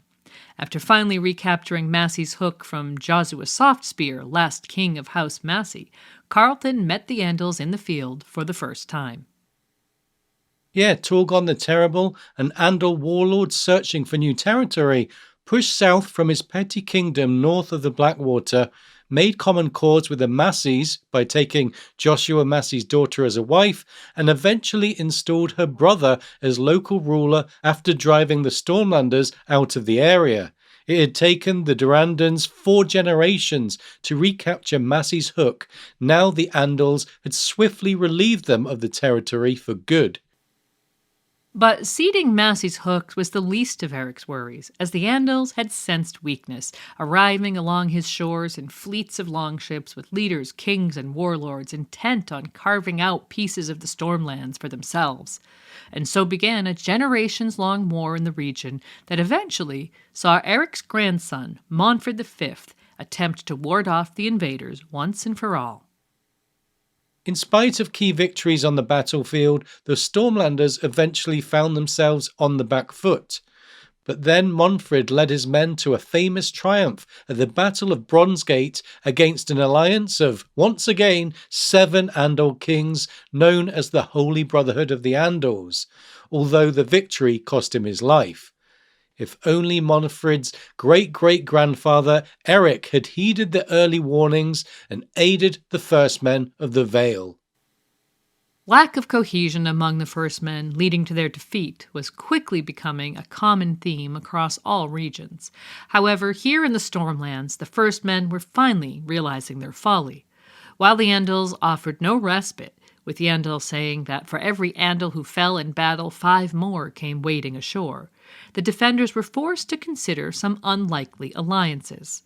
With Tarth and Estermont taken, the Andals fought between themselves in the Rainwood, offering an opportunity for the First Men to capitalize upon. First, they sought out the Children of the Forest in the caves and hollows and formed the so-called Weirwood Alliance to score convincing victories at Black Bog, Misty Wood, and Howling Hill. Next, they found common cause with 3 Dornish kings to win a key battle on the River Slane. By these accounts, we might imagine that the Stormlands were turning the tide of war. However, the Andals continued to arrive on their longships, leading to a sort of stalemate. Neither side were making any real progress, with the Andals continuing their seemingly endless influx, but ultimately failing in their siege of the Durandans at Storm's End that would have signaled victory. And so, following generations of bloody conflict, the 2 foes found resolution in joining together. King Marlon IV Durandan married an Andal maiden, and their son did the same. The 2 sides blended as one, and ambitious Andal warlords were satisfied by being granted lands and titles in return for fealty to the Durandans. Eventually, the Stormlands began to convert from the old gods to the faith of the 7, which was a highly symbolic move, given that the Children of the Forest eventually, quote, vanished entirely from the Rainwood and the Stormlands. In contrast, the Durandans went from strength to strength, benefiting greatly from the Andal assimilation and maintaining their lofty position as Storm Kings until the Targaryen conquest thousands of years later.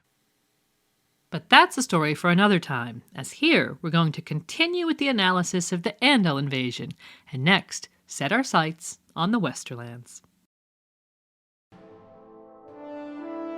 By the time the Andals came, Lannisport had become the 2nd biggest city in Westeros. Only Old Town was larger and richer, and trading ships from every corner of the world were sailing up the western coasts to call upon the Golden City on the Sunset Sea.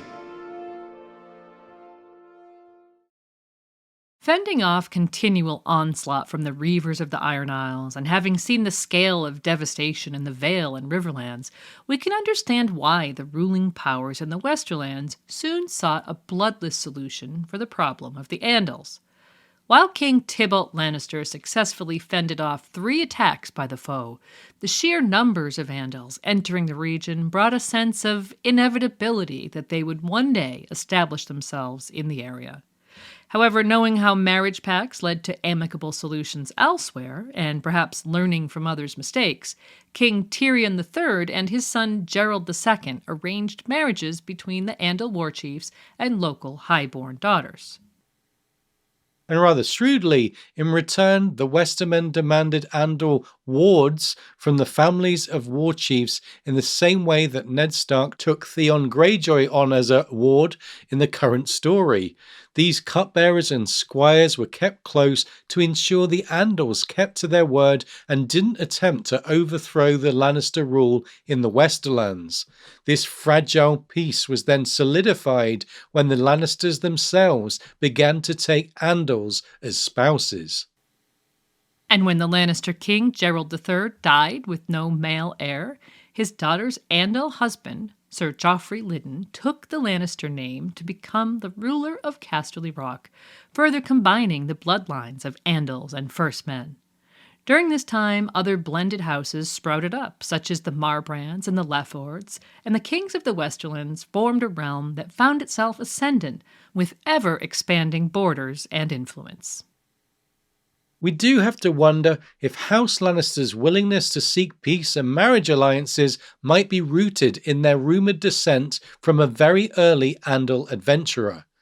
If Lan the Clever did indeed hail from Andalos, then we may be seeing the exact same formula repeated as when Lan claimed Casterly Rock all those generations ago, an outsider managing to marry the sole offspring of the existing lord, who just happened to be female.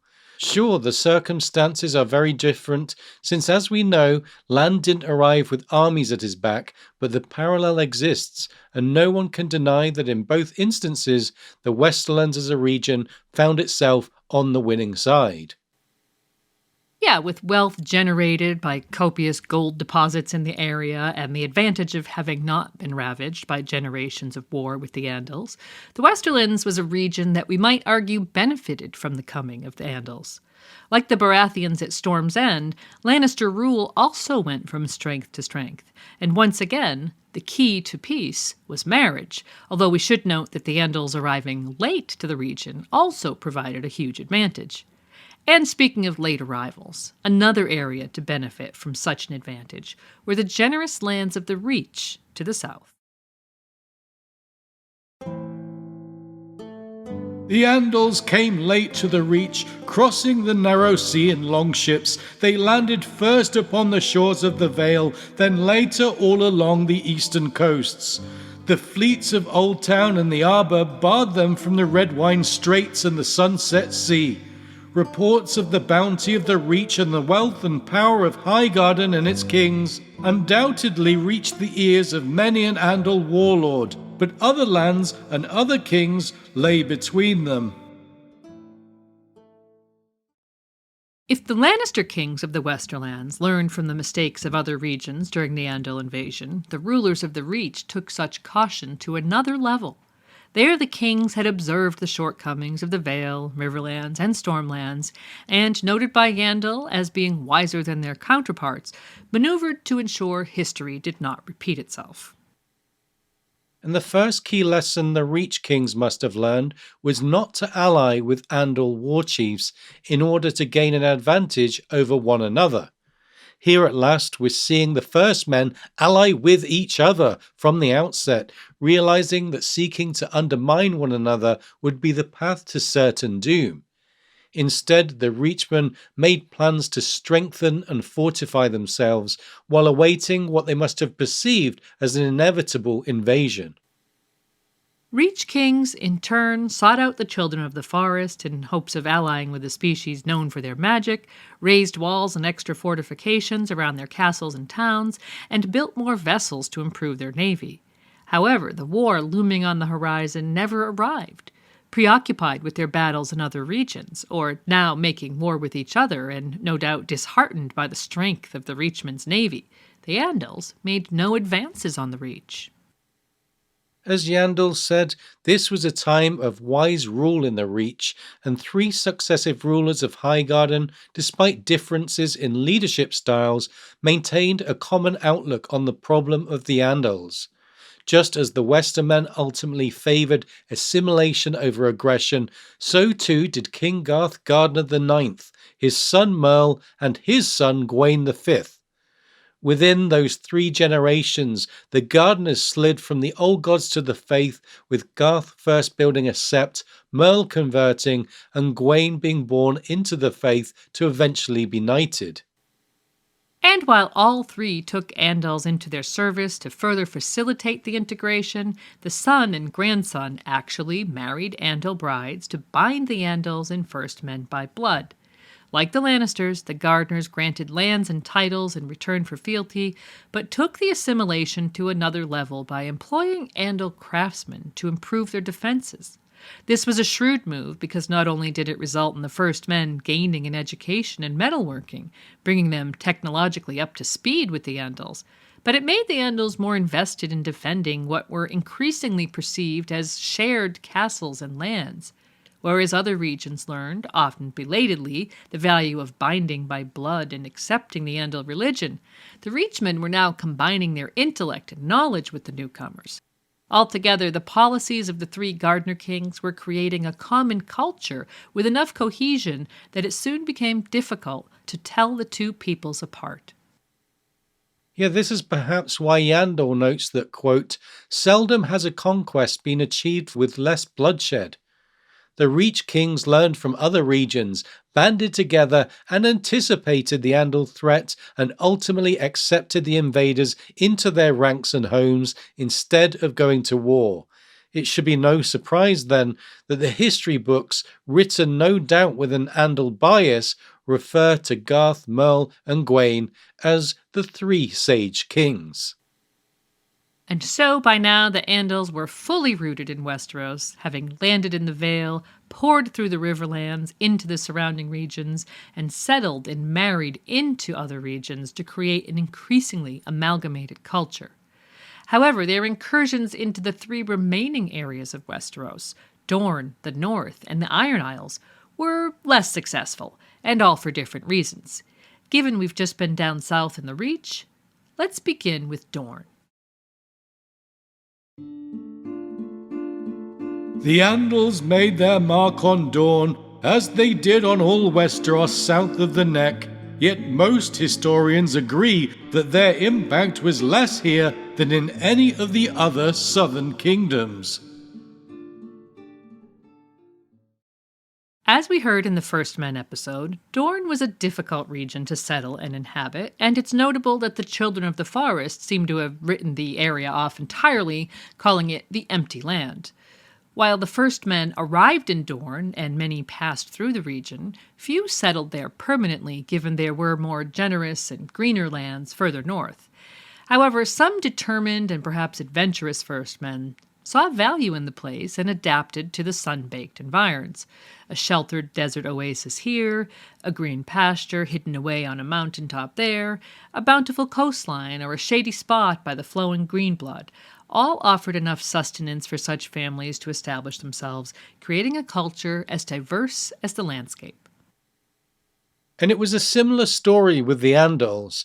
Whereas the First Men had crossed to Dorne by foot, the Andals scouted out the area from their ships, but many reached the same conclusion as their predecessors. The ship captains, quote, "were wont to say there was naught to be found there but snakes, scorpions, and sand." And so the vast majority of Andals chose to settle elsewhere in greener pastures more reminiscent of and closer to their old homes in Andalos. Yet again, as with the First Men, there were the stubborn few. As Yandel puts it, there are always some who walk the roads that others shun, seeking after fortunes in the bleaker corners of the world. Some of those explorers settled to establish houses that remain to this day. The Ullers, Corgyles, Vaiths, Jordanes, and Santagars are all resilient Dornish Andal houses. But one Andal house that stands out among the rest is House Martell, who we learn had humble beginnings with an adventurer named Morgan. His landless family initially existed within the territory of houses Wade and Shell, but eventually rose up to take on their lords and, quote, defeated them in battle, seized their villages, burned their castles, and established dominion over a strip of stony coastlands 50 leagues long. But even with these gains, the Martells remained a relatively minor faction, although over the following centuries their influence began to grow in spite of them bending the knee to the Jordanes, Illyrians, and Ironwoods and other petty kings at various points. And so it wasn't until the arrival of Queen Nymeria and her Rhoynish refugees many centuries later that the Martells showed the potential to become the major house we recognize them as today. Nymeria landed her 10,000 ships close to the spot Sunspear would later be built, married Mors Martell, who offered the fleeing Rhoynish a new home far beyond the reach of Valyrian oppression, and then burned her ships to seal the deal. In that moment, Dorne would change forever, but we'll save that story for the next installment in this series. For now, we'll note that the Rhoynar and the Andals had a long history living side by side in Essos, as we mentioned earlier, with the former even teaching the latter how to work iron, and both having fled to Westeros because of the Valyrian freehold's aggressions and thirst for slave labour to sustain itself. It's an intriguing aspect of Westerosi history that in Dorne, eventually the Rhoynar and Andals were fated to become one. And now, let's leave the south and focus on a region where initial Andal successes soon dissolved like salty waves, the Iron Islands. The arrival of the Andals in the Seven Kingdoms only hastened the decline of the Iron Islands, for unlike the first men who had gone before, the Andals were fearless seamen, with longships of their own as swift and seaworthy as any that the Ironborn could build. With so much to do on mainland Westeros, the Andals didn't set their sights on the Iron Islands until a very long time, possibly as much as 1,000 years after their initial landing in the Vale. But during this time, Yandel tells us the Iron Islands were already experiencing a decline from their golden age under legendary leaders like the Grey King, Ironfoot, and Corrid the Cruel. When the Andals finally turned their attentions to the islands, they gave the conquest their all. As experienced seafarers, they soon swept over the isles. Whether the Ironborn have First Men origins is still debated, though we can say with certainty that they rejected the old gods to form their own unique culture in the worship of the drowned god. And it was this uniqueness that ultimately led to them similarly shedding the influence of the Andals and the faith of the Seven. But their resistance wasn't straightforward. Initially, Andal explorers assessed the islands, and the invasion began with the typical alliances and bloodshed, followed by marriages. Ancient houses were destroyed, such as the legendary Grey Irons, who had provided so many kings of the Isles, and were ultimately routed by an alliance between the Orkwoods, Drums, Whores, and Greyjoys, and a patchwork host of Andal pirates, mercenaries, and warlords. But unlike in other regions, the falling of the leading house didn't lead to an Andal stepping into the vacuum. Instead, House Hoare claimed dominion and would continue to exercise their power for centuries. In spite of the fact that many early kings of House Hoare took Andals as wives, the local culture and customs proved indomitable in the end. Yandel says, unlike on the mainland, the faith never took root. More, it did not hold firm even among the families of Andal blood. In time, only the drowned god came to rule over the Iron Islands, with only a few houses remembering the Seven. While the Andal invasion of the Iron Islands began successfully, the independent spirit of the locals and their religion of the drowned god, which forbade Ironborn to make war upon each other, helped to reject Andal influence in the end. The Andals might have left their mark on Ironborn history and mingled their blood through marriages, but ultimately the locals would not conform, preserving a culture which to this day sets its denizens apart from those on the mainland. First, they decoupled from First Men culture and the old gods, then did the same with the Andals and the Seven. And so the Ironborn joined Dorne as a region not unaffected by the coming of the Andals, but which was able to use its existing culture and geography to lessen their long-term impact. And finally, with the rest of the map covered, let's head to the north, which alone among the regions of Westeros was able to withstand the Andal invasion and influence. The men of the north are descendants of the first men, their blood only slowly mingling with that of the Andals who overwhelmed the kingdoms to the south. Given we spend so much time in A Song of Ice and Fire in the minds of northern characters such as the Starks, we get a close look at a way of life which retains so much of First Men culture. Indeed, when Bran Stark asks his father Eddard in the very first chapter why he doesn't employ a headsman like King Robert Baratheon does, Ned replies, "Our way is the older way. The blood of the first men still flows in the veins of the Starks, and we hold to the belief that the man who passes the sentence should swing the sword." And so George is conveying very early on that the Northerners are a little different from the Southerners and that Westeros is no monoculture. But given that we've seen the Andals gaining such a strong foothold elsewhere, why was the North so culturally resistant? Well, as ever, there were a variety of factors at play, including aggression, culture, and simple geography. So let's explore the failed Andal invasion of the North. By this time, House Stark had overcome many of its rivals, including their bitter adversaries, the Boltons, which had the benefit of bringing the entire region under the sway of one leader. With the wall to the north creating an impassable barrier and the barely passable swamplands of the Neck guarding their southern border, the Starks really only had to worry about their coastlines.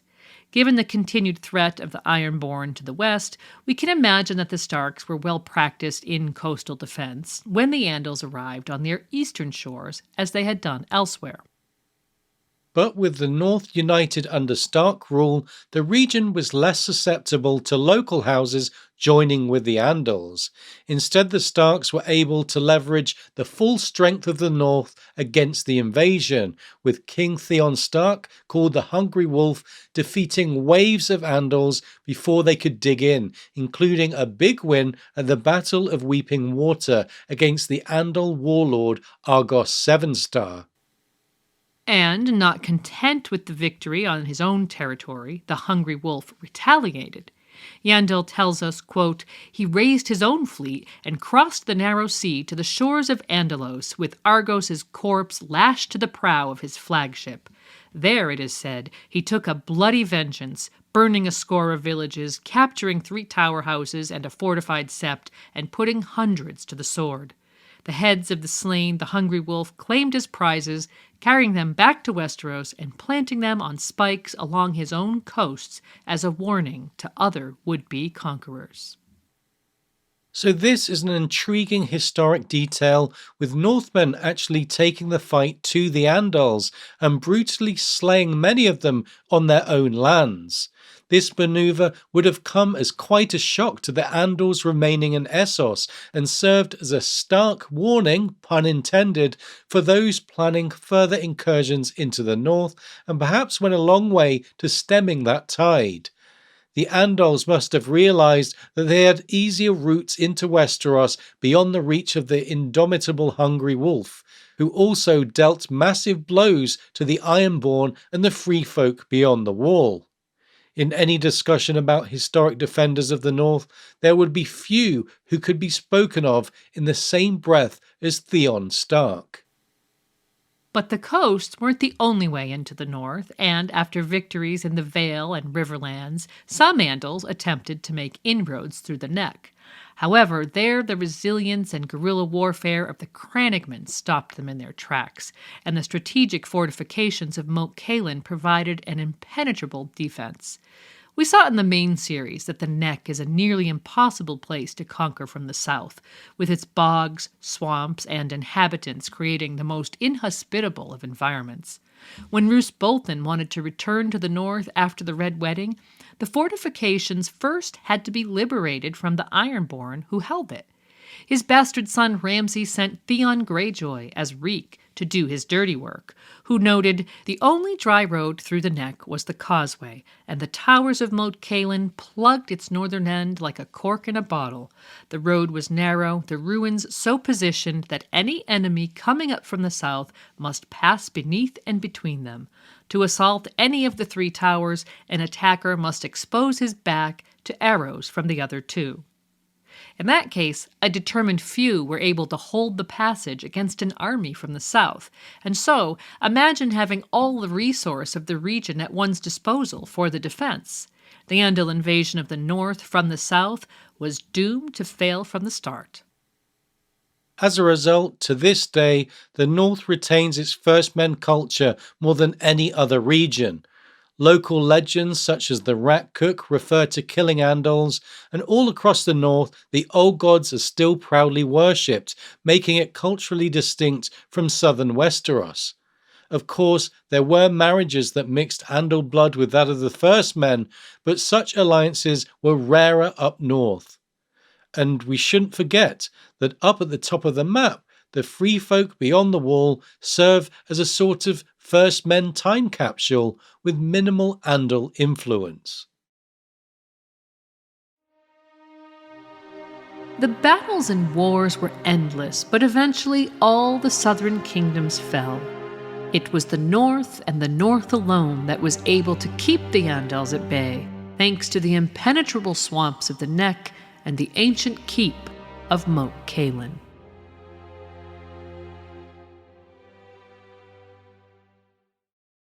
Altogether, in spite of those places where their advances stalled or their influence was eventually diluted, the Andal invasion was largely successful. So successful, in fact, that the second mass migration into Westeros changed the continent forever. This marked the beginning of a new status quo in Westeros, as the Andals began to dominate local culture in most places across the map, to the extent that by the current timeline, the Dothraki call Westeros Reish Andali, the land of the Andals, and refer to Jorah Mormont, a Northman to the core, as Jorah the Andal. The invasion came at a high human cost, with countless First Men and Andals alike slain on bloody battlefields. But the cost to the native children of the forest was even greater. After barely surviving the waves of First Men millennia prior, the two species had forged a long-lasting peace that ensured the children's survival. However, war with the Andals further devastated their population, pushing them to the precipice of extinction.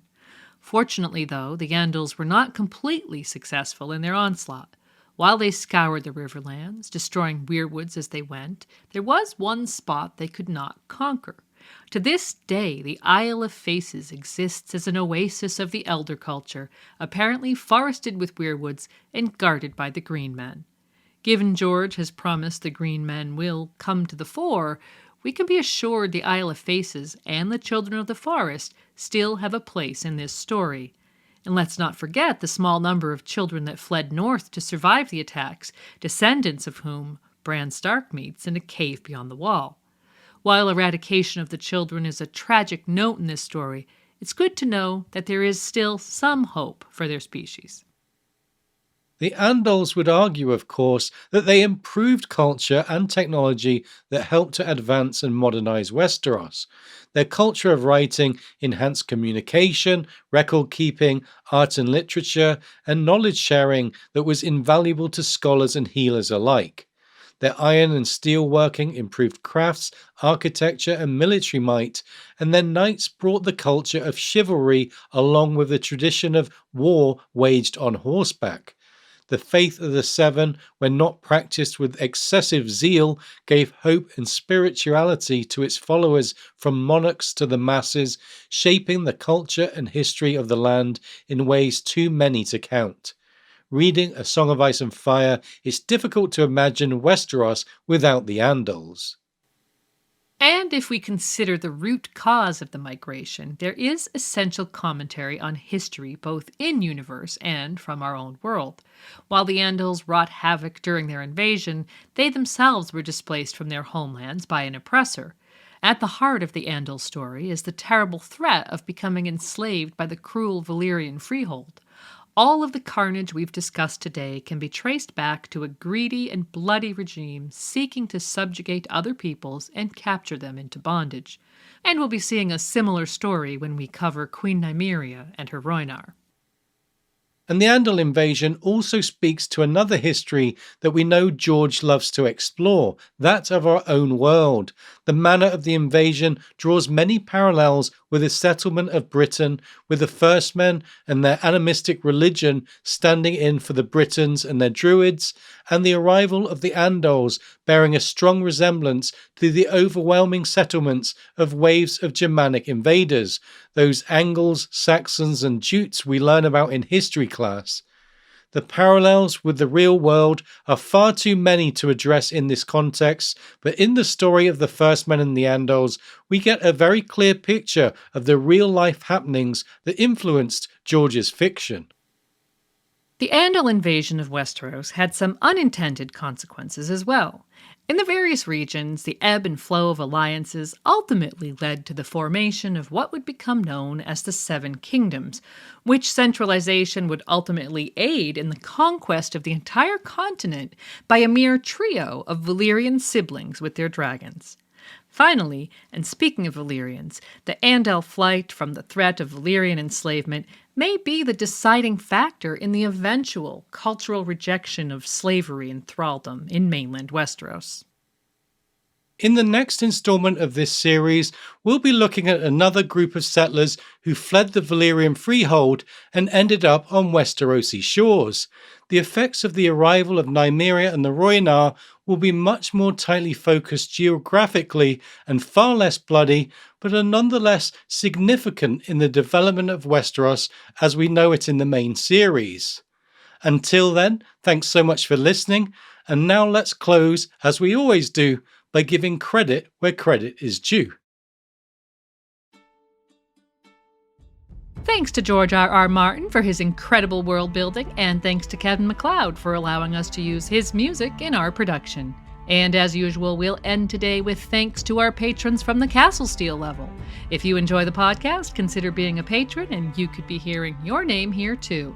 Our heartfelt thanks to Tori Loon, AJ, Egg on the Sixth, Alex, Ali B, Ali C, Nessie the Questing Beast, Ashanat Yara, Oakenfist, Bran the Builder, Brian, Camille, Casey, Cassandra, Charitable Rereadings, Chris, Christian, Sir Clint the Andal, Sir Duncan Cole, Convenience or Death, Courtney, David, Dimitri B, Dennis, Lady Diana Dane, Esme, Liza, Emily of the Eyrie, Evan, Ezra, Felix, Gerald Garcia, Sir Gladworth, Sir Gregor the Toasty, Lord of the Breadfort, Ingvild, Isaac, Jim McGeehan, Winter's King, John Aris, Rider of the Ice Dragon, Cenarion the White Storm, Julie Beth Tarth, Ara Finway Inglorian, Judson, Katie, Lady Kelly, Mistress of the Old Bay of Crabs, Kenneth, Tree Girl, Sir Galahoo of What, Lena Snow, known as the Twilight Star, Lemba, Lynn, Lomas Knight Rider, survivor of the Yeen Sleepover, Mage Marmot, Monero Geek TV, Maria, Margareta, and our cohort of Matts, Matt A, Matt C, Matt K, Matt L, Matt M, Matt R,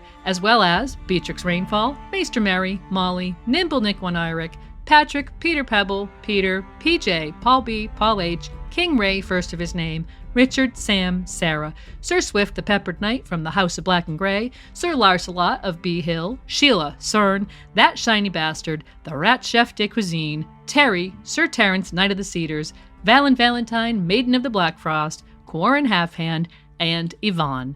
As always, let us know if I've pronounced any of your names wrong, if you have a nickname you'd prefer to use, or if you feel we've left anything out. Visit RadioWesteros.com for quick access to all our podcasts. You can also find a link to our Patreon campaign, donate via PayPal or Ko-fi, and comment on our content there, or find us on YouTube, Apple Podcasts, Spotify, or wherever you find your podcast. And of course, you can connect with us via Twitter, Facebook, Instagram, or email. Thanks again for joining us. We'll see you soon with a new episode. Bye for now.